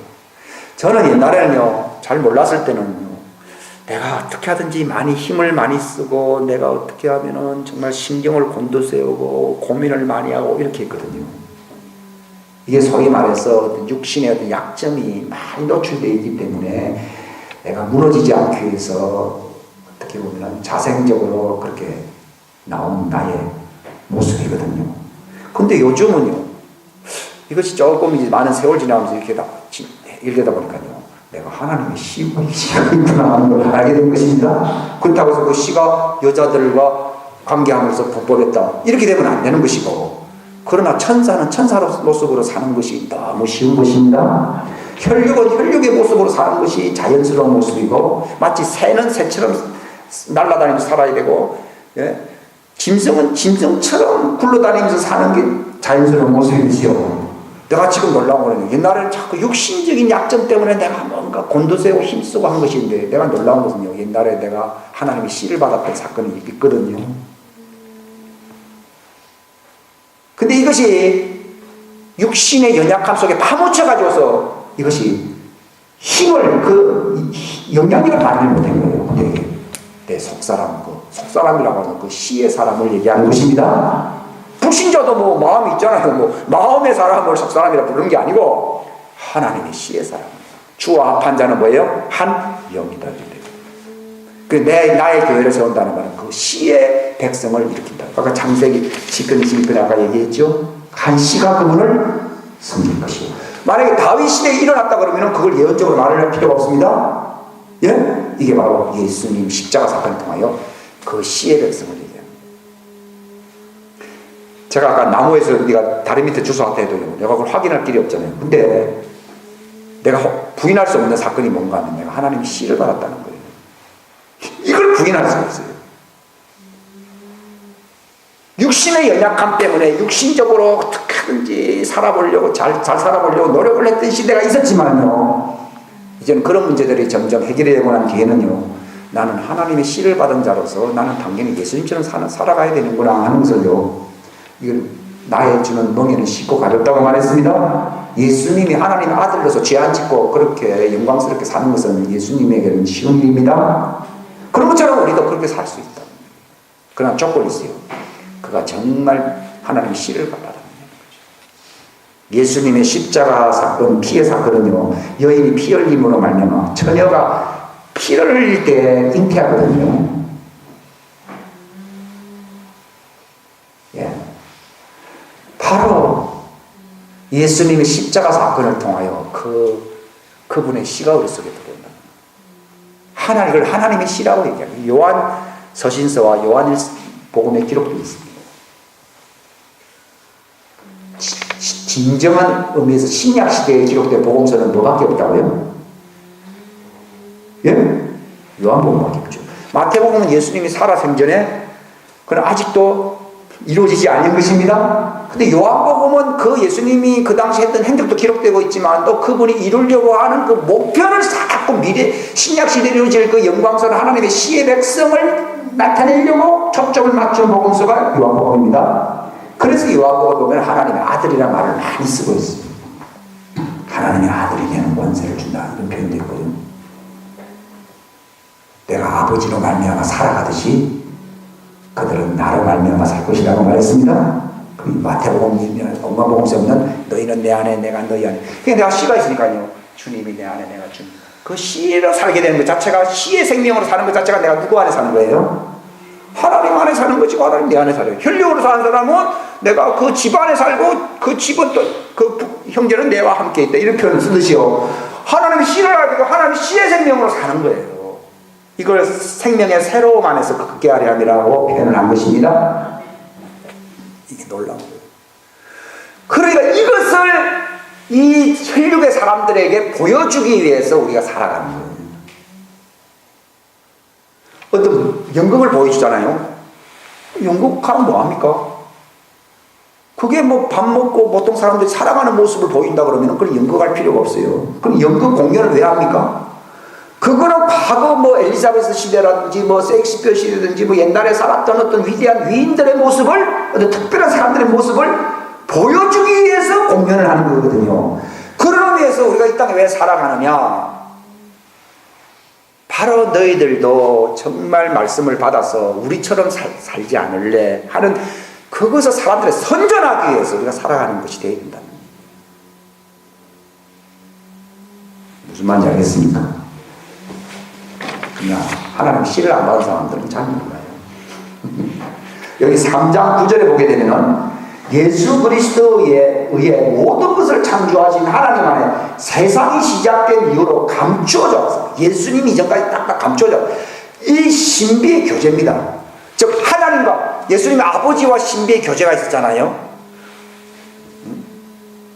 그 삼성 가문은 삼성 그 가문 안에 그 교제가 있잖아요.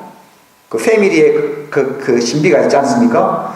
그런 것처럼 복음이라고 하는 것은 하나님의 패밀리가 되는 것입니다. 바로 아버지와 아들과 성령의 어떤 관계하는 그 모습을 보여주는 거거든요. 이게 하나님의 씨를 가진 사람들의 특권입니다. 또 이게 너무 당연한 것입니다. 그 씨를 받은 사람은요, 이미 성령이 들어와 버린 거예요. 어떤 사람들은요, 딱 처음 믿을 때 성령을 안 받다고 하는 얘기는 구약시대 수준입니다. 왜냐하면 구약시대는 초고요, 몽학선생이라고 되어 있거든요. 그게 순서가 그런 식으로 갈 수 있어요. 대부분 어린 신자들이 옛날 그 웨슬레이도 그가 목사가 되면서도 여전히 그 수준이었어요. 근데 그가 미국에서 실패하고 난 뒤 배를 타고 오는데 풍랑이 막 시원들아 대서양 바다를 시원 다 빠져 죽게 생기고 다 막 고통 속에 있는데 저게 모라비안 교도들이 모여가지고서 하나님을 경배하고 찬양하면서 얼굴에 뭐 전혀 두려워하는 빛이 없고 기뻐하고 찬양하니까요. 도대체 저 사람들이 인간인지 천사인지 알아보려고 간 거예요. 그 자세한 것은 뭐 여러분 책을 보면 더 자세하게 나와 있지만 그런가. 거기서 이 쇼크를 받은 거예요. 그 자기 수준을 알게 된 거예요. 그 다음에 그가 이제 그 고국에 돌아가고 난 뒤에 다시 하나님의 영을 받는 놀라운 체험이 일어난 것입니다. 거기서 하나님의 영을 받는다는 말이 그게 하나님의 씨를 받는다는 거예요. 그 뒤부터 이제 그 웨슬레인의 그 호리클럽, 그 어떤 성결적인 거 하는 것은 그 씨로 사는 사람들의 어떤 모습을 얘기하는 것이거든요. 이건 자연스러운 모습이거든요. 자기는 우리 생각할 때 뭐 거룩하게 산다는 말은 두려워하지 않는다. 성경에 골로새서 1장에 나오잖아요. 빌립보서 1장에 전혀 두려워하지 않는다는 증표를 보인다고 나와 있습니다. 그 씨로 살게 되면 두려움이 없어져 버려요. 옛날에는요, 이 육체의 연약성 때문에 상당히 두려움이 있었는데요. 이게 잘 해결되면서 하나님의 씨가 부각이 되면서부터는요, 사자의 본성이 드러나는 거예요. 사자가 안 두려워하거든요. 근데 어린 사자는 두려워하거든요. 근데 바로 하나님의 씨가 내 속에 자리 잡게 되면요, 뭐 적그리스도가 뭐 아무리고 어떻게 그 걱정이 안 돼요. 그게 무서워하지 않습니까? 그거를 말씀으로 그들을 쇠사슬을 묶을 수 있는 능력이 있습니다. 능력이 있습니다. 그래서 장성한 하나님의 아들들이 나타나게 될 때 만물의 학수고대하는 그 소망이 이루어진다고 로마서 8장에 기록되어 있지. 그래서 어린 사자는 고양이처럼 사는 거예요. 근데 이제 그 백수의 왕의 씨의 본성이 나타나잖아요. 그러면 달라지는 거예요. 이게 바로 그 신비의 교제라는 말은요, 그 씨 안에서 하나님과 그 씨의 백성으로서의 하나님, 바로 그 사자가 말이요, 자기 어미 사자도 있고 수사자 아버지 사자도 있고 이런 분위기 내에서는요, 두려워할 게 없다는 거죠. 두려워. 근데 새끼 사자는요, 부모를 인식할 능력이 없대요. 우리가 왜 언제 두려워? 애들이요, 엄마 부모를 인식하게 되면 승승장구하듯이 기세를 내면서 살잖아요, 그죠? 근데 정체성이 없는 애들은 부모에 대한 어떤 덕을 못 느끼는 사람들이에요. 부모를 인식할 능력이 없어요. 부모의 사랑을 못 느끼는 사람은 고아처럼 사는 겁니다. 과거의 저의 모습을 그대로 보여주는 겁니다. 근데 아버지와 교제하고 예수님과 교제하고 성령님과 교제한다. 두려워할 게 있어요, 없어요? 없어요. 내가 대단하다는 게 아니라요, 내가 그 씨를 받아서 누구와 관계를 맺고 있어요? 아버지와. 우리의 교제는 우리끼리 교제했습니까? 아버지와 그 아들 예수님과 함께한다고 되어 있습니까? 예수님과 그분의 아들 예수 그리스도와 함께하는 교제라. 이게 신비로운 교제거든요. 그 두려울 게 없잖아요. 내가 안 두렵다는 게 아니라요, 그런 영적인 그 부모를 인식하는 거예요. 우리가 왜 어린 시절은 뭔가 하면요, 생명은 있어도 부모를 인식을 못 한다는 거예요. 저도 옛날에 뭐 생명은 있다고 하지만요, 두려움 속에 빠질 수밖에 없는 것은 아버지와 아들에 대해서 정확한 구별도 없고 삼일째 하나님에 대해서 잘 모르는 거예요. 이게 부모를 인식을 못하는 거예요. 애가 조그맣게 있으잖아요. 눈만 떴을 뿐이지 부모를 인식할 능력이 없어요. 인식 능력이 없는 거예요. 근데 우리가 에베소서 고백하잖아요. 너희 지각에 눈을 밝히세요. 예. 그걸 베드로후서 1장에 뭐라고 베드로가 표현하고 있습니까? 그분을 알므로 말미암아 신성의 능력이 생명과 거룩함, 성품에 관한 모든 것을 우리에게 주실 수가 있다는, 우리에게 주신다는 것입니다. 그분을 안다, 인식한다는 게 대단히 중요합니다. 성인이 되느냐, 그게 이제 하는 것은요, 그 인식입니다. 그러니까 바울이 너희 지각의 눈, 요 인식의 능력입니다. 하나님의 씨가 있어도 육신적인 혈육의 사람보다도 더 못나게 살 수밖에 없는 이유는 뭘 인식 못한다는 거예요? 하나님을 인식 못한다는 겁니다. 성경은 많이 읽을 수 있어요. 저도 성경 많이 읽었어요. 그때가 도리어 성경 그때는 더 많이 읽었어요. 근데 지금은 그분을 인식을 해요. 요게 다른 거예요. 실망을 안 하는 것이요. 그러니까 하나님이 이제 때가 되면은 이제 다른 시대가 열린다는 것을 말을 하는 것입니다. 하나님은 나부터 바꿔놓고 난 뒤, 인식 능력으로 확 바꿔놓고 난 뒤에 이제 환경의 변화가 오는 거거든요. 근데 보통 어린애 때는 그냥 장난감이 달라고 그러고 자꾸 뭐 달라는 얘기가 많아요. 근데 이제 그 시대는 지나갔어요. 별로 그런 거 됐으면 별로 그게 없어요. 근데 혁명적인 변화라는 것은 내가 그분을 인식한다는 거거든요. 그래 참 우리가 이제 에베소 3장을 뭐 기도문을 1장과 3장의 기도문을 많이 인용했기 때문이라 이런 것 같아요. 그게 이제 때가 된 거예요. 자라나게 하시는 분은 누구라고요? 하나님이에요. 물 주는 이가 있고 씨를 뿌린 사람이 있고 하지만은 그러나 자라나게 하시는 분은 하나님인데, 그건 제가 생각할 때는 언제 제일 잘 자라나는 거 아니에요? 걱정거리면 다 내려놓고 편안하게 살 때 제일 잘 자랍니다. 애들이 언제 잘 크냐 하면요, 스트레스 안 받고 그냥 놀 때, 많이 놀 때 애들이 제일 건강하게 자란다는 거예요. 근데 오늘날은 교회 은기가 틀 아래서 대부분 살거든요. 잘 안 자라요. 그거는 넌 보고 얘기한 게 아니라 내가 그랬어요. 왜냐하면 그 틀이, 그 교회 어떤 틀이 그 사람을 자라나게 해주는 게 아니에요. 하나님이 자라나게 합니다. 애들이 놀아야 되는 거예요. 스트레스 받으면요 안 자라요. 정신연령이 떨어지게 돼 있어요.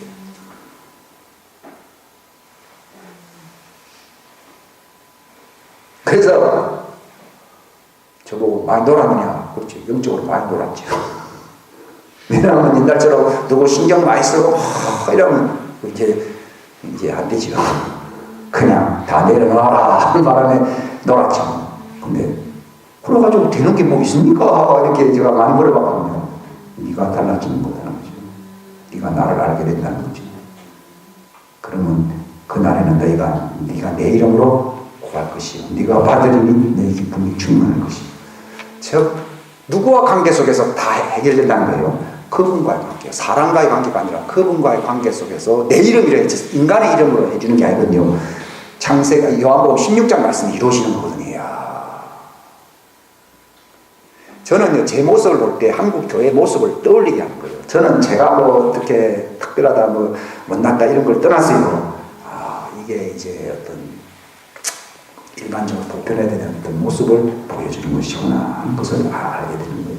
근데 문제는 정말 바울이 바랐던 것은 그 씨를 가진 사람은 예수님의 충만하심, 에베소서 4장에 기록되어 있잖아요. 그분의 충만하심의 분량의 장성한 수준에 우리가 이르러야 된다는 거죠. 그럼 어떻게 됩니까? 그분처럼 다스리고 통치하면서 살게 되는 것입니다. 그걸 왕과 제사장으로 삼으신 것이 그분과 함께 통치하게 한다라고 계시록 5장 10절. 우리가 땅에서 통치한다. 이거는 어떤 사람들 그러더라고요. 이건 죽고 난 뒤에는 땅에서 안 삽니다. 누가 부활의 자녀는 천사들과 같다 그랬지 언제 땅에 짐승과 같다고 한 얘기가 없거든요. 이건 땅에서 통치한다는 건 지금 얘기해요. 근데 왜 지금 땅에서 통치를 못합니까? 하나님의 씨의 사람으로서 활성화되시라는 거예요. 씨가 아예 없든지 씨가 있어도 활성화되지 않는다는 말은 주눅 들고 상처 속에서 살아간다는 것을 말하는 것입니다. 육신의 연약함 속에서 사는 것입니다. 그러면 내가 세상 불신자나 종교인들과 별 차이가 없습니다. 그때 이 하나님의 씨가 활성화 우리 속에 활성화된다는 하는 것은 그 아들의 모습과 같이 내가 장성한 사람이 된다는 것입니다. 달라집니다. 그게 축복이죠. 저는 제 계산하고 하나님 계산하고 다르다는 것을 요즘 와서 많이 느끼거든요.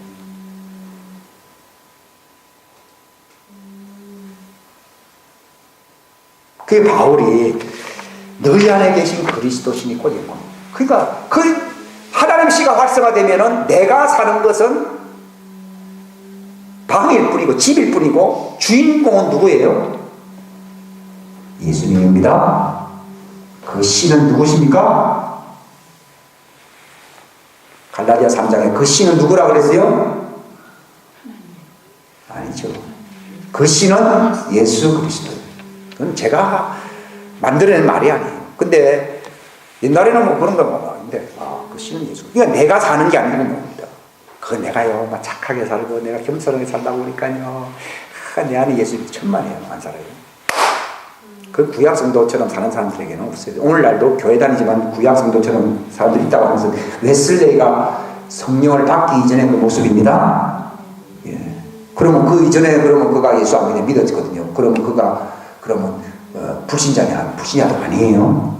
근데 거기서 자기가 헷갈렸는 거예요. 그게 많은 사람들이 장로교인들의 그 감리교인들이 그것을 교리를 이해 못한다는 것이 그런 얘기입니다. 저는 잘 알겠더라고요. 그게 구약 성도처럼 살다가 율법의 지배하에 살고 있다가 마침내 하나님이 때가 되면 그 씨를 우리에게 주신다는 것입니다. 그게 지각의 눈을 열게 될 때 들어오게 되는 거죠. 그러면 그 씨가 들어오기 전에 예수 믿었다가 예수 믿고 그래도 회개하며 살았다 그러면 구원은 받습니다. 그러나 그가 은밀한 의미에서 신약 성도는 아니라는 거죠. 예? 그들은 신부가 아니고 뭐가 되는 거예요? 들러리가. 성경에 왜 들러리가 많습니까? 이게 들러리예요. 씨로서 내가 장성하게 되면 무엇이 되는 것입니까? 예수님의 신부가 되는 것입니다.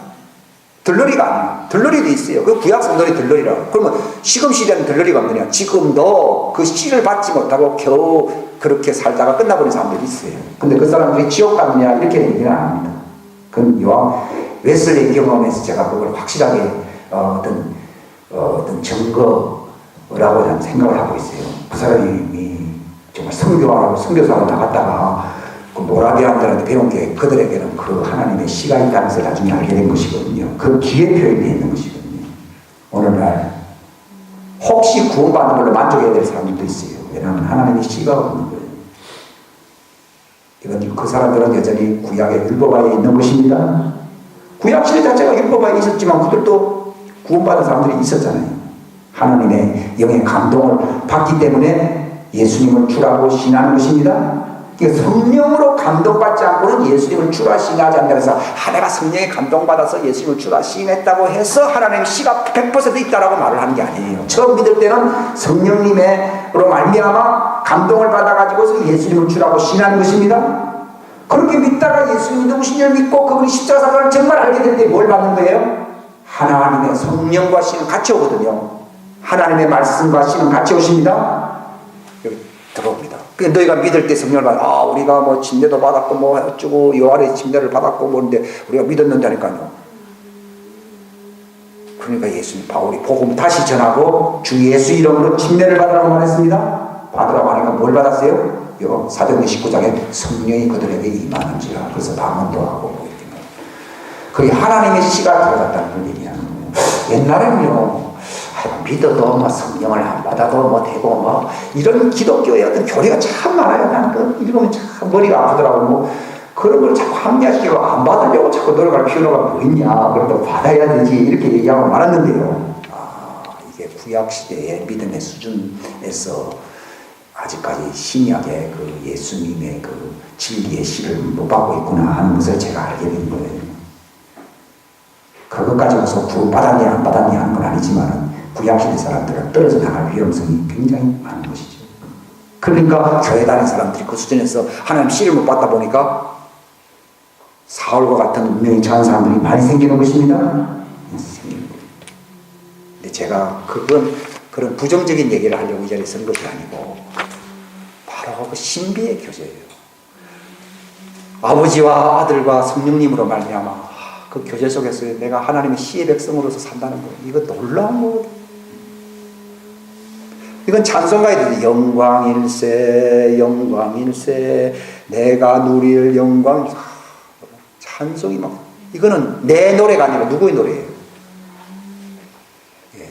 하나님의 찬양을 나타내려 하는 거예요. 하나님이 그 영광, 우리에게 준 그 영광 때문에 하나님이 기뻐하고 노래 부르는 것을 우리가 노래하는 것입니다.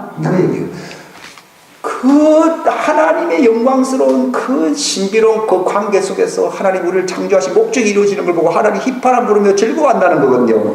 그걸 우리도 같이 휘파람 흉내내면서 부른다는 것이지, 본래 그 노래는 우리에게서 나온 노래가 아니고 하나님의 노래였던 것입니다.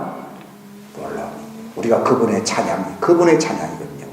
작본역이 어떻게 하나님의 찬양하네 이래가지고 근데 하나님이요 너무 좋아서 노래를 부른다는 거죠.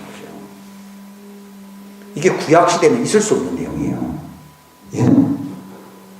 이게 영광의 신비 속에 있게 되면요 하나님의 것인지 내 것인지 구별이 안 갑니다. 어떻게 보면요 하나님의 것이 거의 90%고 내 것은 10%도 안 된다고 하는 걸 느끼기 시작하고 나중에는요 몽땅 하나님이고 나는 없다고 얘기됩니다. 그게 신약 성도의 삶의 신비예요. 우리가 100% 하나님을 살고 나는 1%도 못 느낀다 그러면 죄를 지을 능력이 있어요? 없어요? 없어요. 자꾸 내가 사는 것이 그게 이제 강화되니까 탈선을 하는 것이죠. 그러니까 바울은 그랬잖아요. 내게 사는 분이 그랬어요.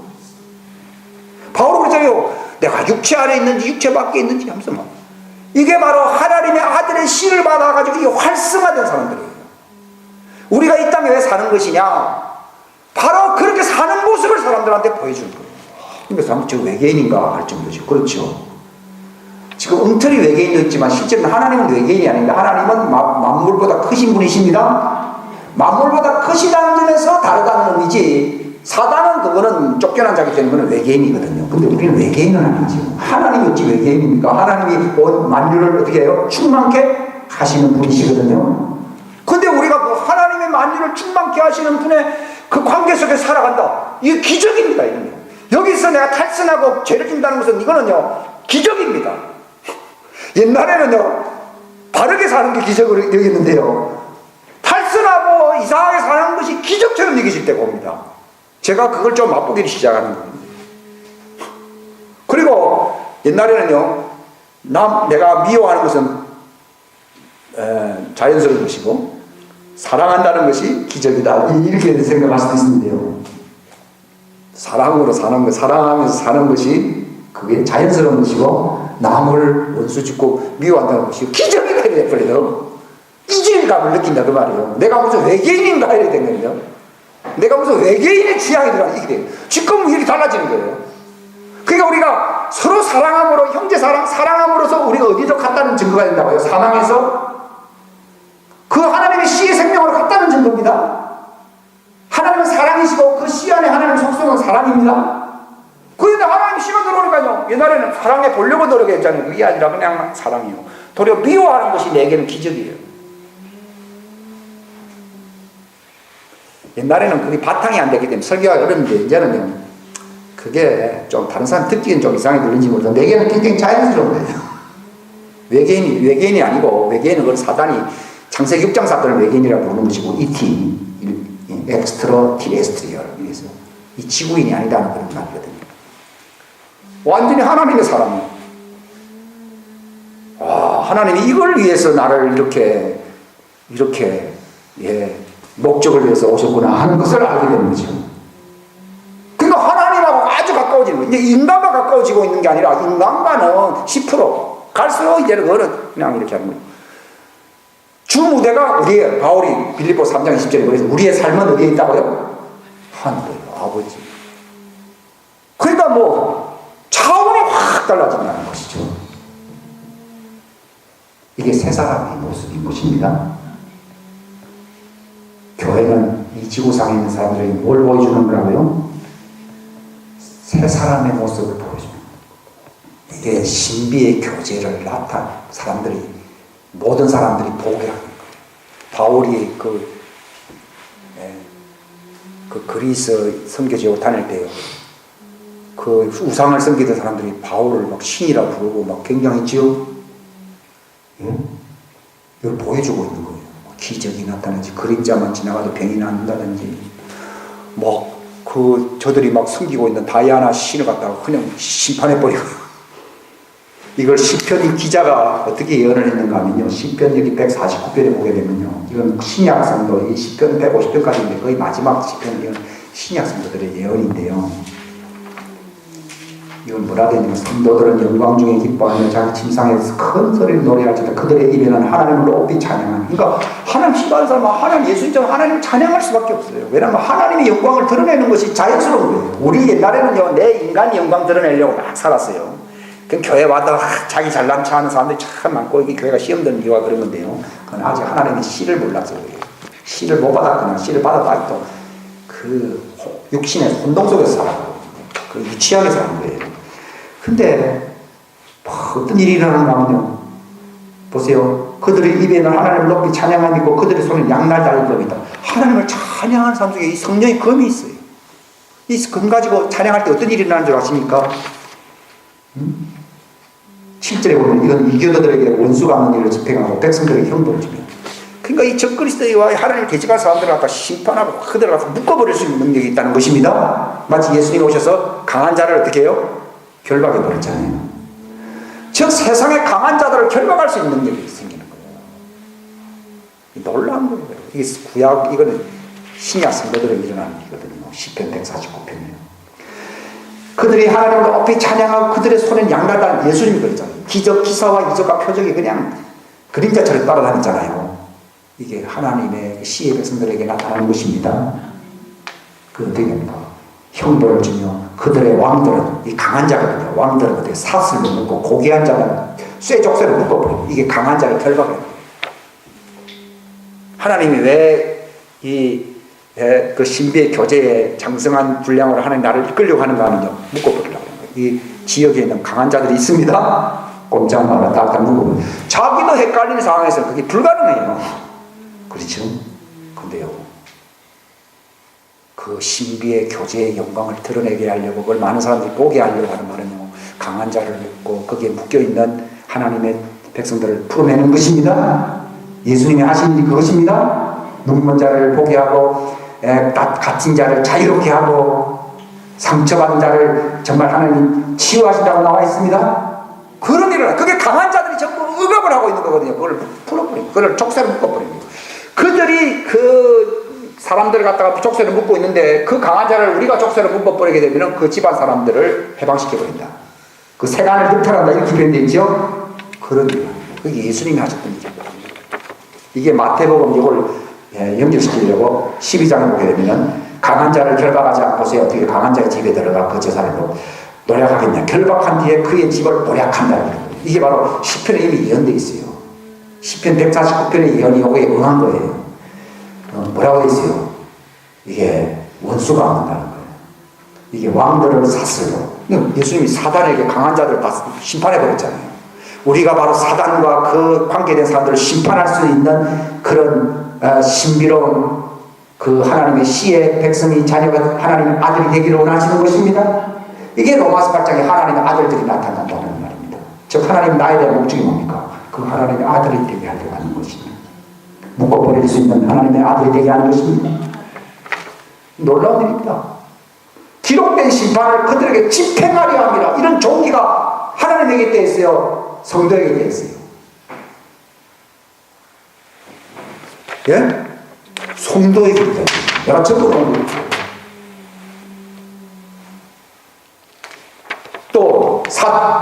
또 예언적인 말씀 또 있어요. 다니엘서 7장 27절.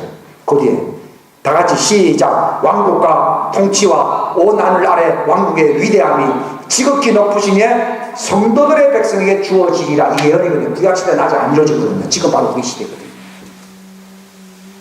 이게 바로 시편 149편의 말. 제가 아무리 좋은 말 해봐서 소용없습니다. 이런 말씀이 성경에 다 있어요. 이걸 이제 하나님이 쪽지기처럼 다 집어내가지고 이걸 표현해내는 거예요. 제 말을 하려고 하는 게 아니라 성경에 기록된 거예요. 이 다니엘서는 다니엘도 위대, 이건 예언적인 말씀이거든요. 하늘 아래 왕국의 위대함이 지극히 높으신, 이건 우리는 지극히 높으신 성도 이렇게 된 거예요. 우리 정체성이요, 지극히 낮은, 맨날 우리는 낮고 저도 옛날에 그렇게 살았어요. 근데 이 겸손인 줄 알았어요. 그러면서도 또 자존감, 자존심은 있어가지고 교만하거든요. 이것이 이제 헷갈리게 복잡하게 살아가고 있는 모습이었어요. 그런데 내가 하나님의 씨를 받았다는 것을 이제 나의 진정한 정체성으로 확인을 한 거예요. 옛날에도 그건 어느 정도 느끼고 있었지만요, 철이 들어버린 거죠. 인식을 하게 된 것입니다. 근데 나의 정체성, 하나님의 씨를 인식하는 것이 열리게 될 때 누구도 같이 알게 돼요. 그 씨를 주신 아버지도 같이 알게 되는 겁니다. 예. 그 말입니다. 내가 아들이라는 걸 알게 될 때 아버지도 알게 되거든요. 근데 내가 아들됨을 모르면 아버지도 모르는 거예요. 근데 내가 그 씨의 아들됨을 알게 될 때 아버지도 아는 거예요. 그러면 그때부터 누구와 급속도로 가까워진다고요? 아버지와 급속도로 가까워. 그전에는 세상 사람들과 가까워지는데요, 내가 그 씨의 아들이다 할 때 그 씨를 주신 아버지 이래 하거든요, 급속도로 가까워져요. 그러면 아버지로부터 뭐가 옵니까? 왕국과 권세와 영광이 옵니다. 여러분, 왕국과 권세와 영광은 아들의 것이 아닙니다. 아버지의 것입니다. 이것을 아들에게 준다는 겁니다. 예수님도 모든 하늘과 땅에 있는 모든 권세를 다 아버지께로부터 받았다라고 마태복음 28장에 나와 있습니다. 근데 이건 예수님만이 아니라 바로 내가 아버지가 또 나를 보내신 것처럼 나도 너희를 보내노라, 숨을 내쉬며 가라서 내 성령을 받아라 하면서, 이건 하나님 씨를 얘기하는 거거든요. 받고, 그리고 네 죄를 사든지 사해라. 이건 하나님이 죄를 사는데 왜 인간이 죄를 사는 거예요? 이걸 제일 중요한 것이 교황입니다. 교황이요. 교황은 한번 죄를 사하면은 저 사람은 구원받는다. 자기도 지옥 간다는 거 시험을 받죠. 이걸 제일 껍데기로 흉내 많이 내는 자가 누구요? 교황입니다. 왜냐하면 교황이 하나님 대리라고, 이거 완전히 건방진 말을 하거든요. 근데 하나님의 씨를 안 받고서 그런 얘기하는 건 사단입니다. 근데 하나님의 씨를 받게 되면 자연히 우리는 그분과 같은 모습이 되는 것입니다. 성령을 받으라고 하는데 요한복음에 기록되어 있잖아요. 이거 전부 사람들이 이런 말씀이 왜 있냐고 보면 성령을 받으라 너희가 네 죄들은 사면하면 그들이 사면될 것이 누구의 죄들인지 그들이 되면 그들이 그대로 있을 또 제사함 받았다 이렇게 말을 해줄 수 있습니다. 이게 하나님의 시의 사람들에게 주어진 특권입니다. 이게 누구의 모습과 같았어요? 예수님이 천정에서 내려온 사람 보고 소자야 안심하라 네 제사함을 받았다. 그러니까 사람들이 하나님의 애는 누가 죄를 사하냐 그랬거든요. 하나님의 시이신 말씀이 육신이 되신 분에게 그 특권이 있습니다. 그런 것처럼 그 씨를 우리가 또 받은 입양자인 우리들에게도 나타난다는 겁니다. 근데 이것은 아무에게 스스로 하는 말이 아니라 하나님이 때가 될 때 가능한 것입니다. 왜냐하면 인자는 스스로 아무것도 할 수가 없다고 되어 있습니다. 근데 예수님이 아버지 충만함에 이르렀잖아요. 그러니까 내가 하는 일은 내 일이 됐어요. 아버지 일이 됐어요. 내가 하는 게 아니라 아버지가 내 안에 계셔서 자기를 한다는 것이죠. 우리가 바로 그 시의 백성이 정체성을 갖게 될 때 하나님 아버지를 알게 돼요. 그러면 그날에는 너희가 아버지 안에 있고 아버지가 너희 안에 있다고까지 얘기하잖아요. 요한복음 처음에는 너희가 내 안에 있고 내가 너희 안에 있지만 또 그 아버지 안에 이런 표현을 쓰고 있거든요. 그날에는 이제 너희가 내 이름으로 나에게 구할 것이 아니라 누구에게 구한다고요? 아버지께 구할 것이요. 이렇게 되거든요. 우리가 그 시의 백성이 될 때에 정체성을 갖게 될 때는 예수님 어릴 때는 예수님 한다. 근데 나중에 알게 되면은 예수님의 이름으로 누구에게 직접 나아간다고요? 아버지께로 나아간다. 이게 히브리서에 보게 되면은 어디로 들어간다고요? 지성소로 들어간다는 얘기예요. 내 자격으로 간다는 말이 아니라 예수 이름으로 예수님을 통해서 바로 아버지의 처소 안으로 들어간다. 그렇게 될 때 내가 죄를 사하듯이 너희들은 죄든지 사할 것이다 이렇게 봅니다. 근데 이걸 갖다 나쁘게 흉내내는 것이 교황입니다. 그들은 하나님의 씨를 받은 자가 아닙니다. 그들은 짐승의 씨는 받았는지 모르지만은 하나님의 씨를 받은 자는 아닙니다. 이게 신비입니다. 이걸 바울이요. 그 신비의 영광이 얼마나 너희에게 풍성하게 되어야 되냐. 바울이 자기가 경험하고 있는 게 너무 많기 때문에요. 바로 내가 사도된 것은 하나님의 말씀을 성취시키려고 하는 것이고 바로 너희를 그리스도 안에서 완전한 자로 그 너희 안에 계신 그리스도라는 말은 그 씨를 얘기하는 것입니다. 그 씨의 그 영광이 너희 속에 나타나게 하는 것이다. 너희 안에 계신 그리스도 그 영광의 소망. 바울이 미친 거예요. 그전에는 오고면 해봐야 병났고 뭐 잘되고 그런 수준이셔도요. 아이고 큰 능력이 있으면 그런 거 그 믿는 자들에게 베푸시는 그 능력에 지극히 그 힘이 너희가 무엇인지 이게 왜 그런가 하면요. 이 에베소서에 나와 있어요. 1장 22절에 보면요. 교회는 그분의 몸이니 모든 것 안에서 모든 것을 충만하게 하시는 분의 충만이 따라서 교회의 본질은 하나님의 충만이다. 그럼 할 말이 없죠. 뭐 더 이상 얘기할 게 없죠. 이 정체성이 하나님의 충만이기 때문에 사는 모습이 근데 오늘날은 교회가 세상 사는 모습과 별 차이가 없는 이유가 있어요. 이런 건 잘 모른다는 겁니다.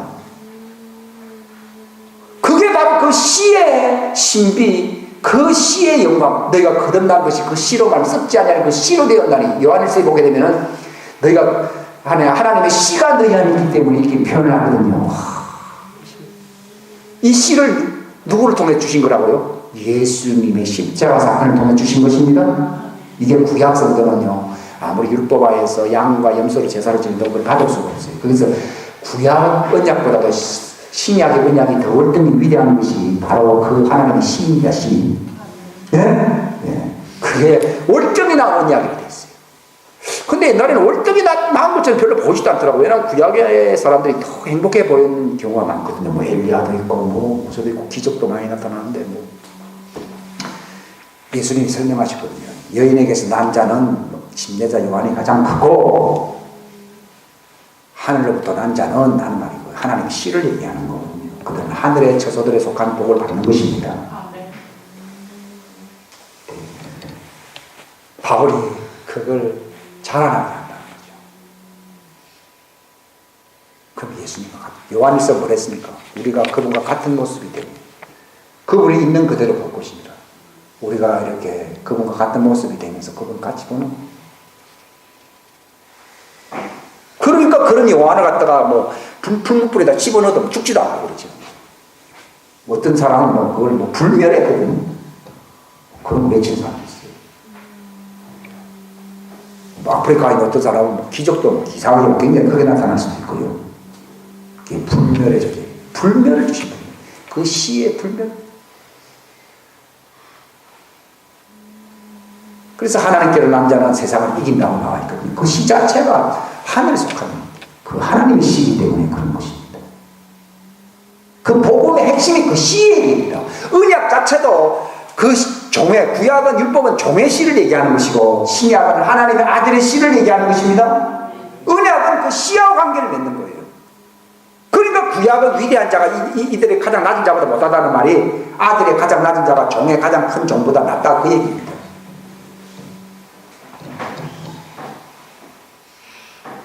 사람들이 그걸 볼 수 있도록 하는 것이 우리 쇼를 하는 거예요. 이걸 쇼 포스라고 표현되어 있어요. 이거를 사람들이 보게 한다는 겁니다. 근데 우리가 어린아이 수준이면, 율법 안에 있는 어린아이 수준이면 그 모습밖에 보여줄 수 없고 종교적인 모습밖에 보여줄 수가 없는 것이고, 그러나 바울과 같은 수준이면 바울을 모습을 보게 된 것인데 이게 구라파가 휘청휘청 거리지 않습니까? 초대교회가 바울 닮은 사람들이 나타나면서 막 로마가 흔들거리 로마를 잡고 있는 강한 자를 묶어버린 것입니다. 대한민국을 묶고 아시아를 묶고 지금 묶고 있는 악한 영을 묶을 수 있는 자가 누구냐? 바로 그 하나님의 시에 장성한 자입니다. 이 신비가 나타나야 된다는 것입니다. 이걸 세상 사람들이 봐야 되는 것입니다. 그래서 만물은 다 뭘 나타나길 기다린다고요? 하나님의 아들들이 나타난다는 말이 그 말입니다. 하나님의 시에 그 시의 백성이 나타나기를 원한다는 겁니다. 그게 복음의 축복인 것입니다. 기도하겠습니다. 하나님 아버지 감사합니다. 귀한 시간 주셔서 감사합니다. 하나님.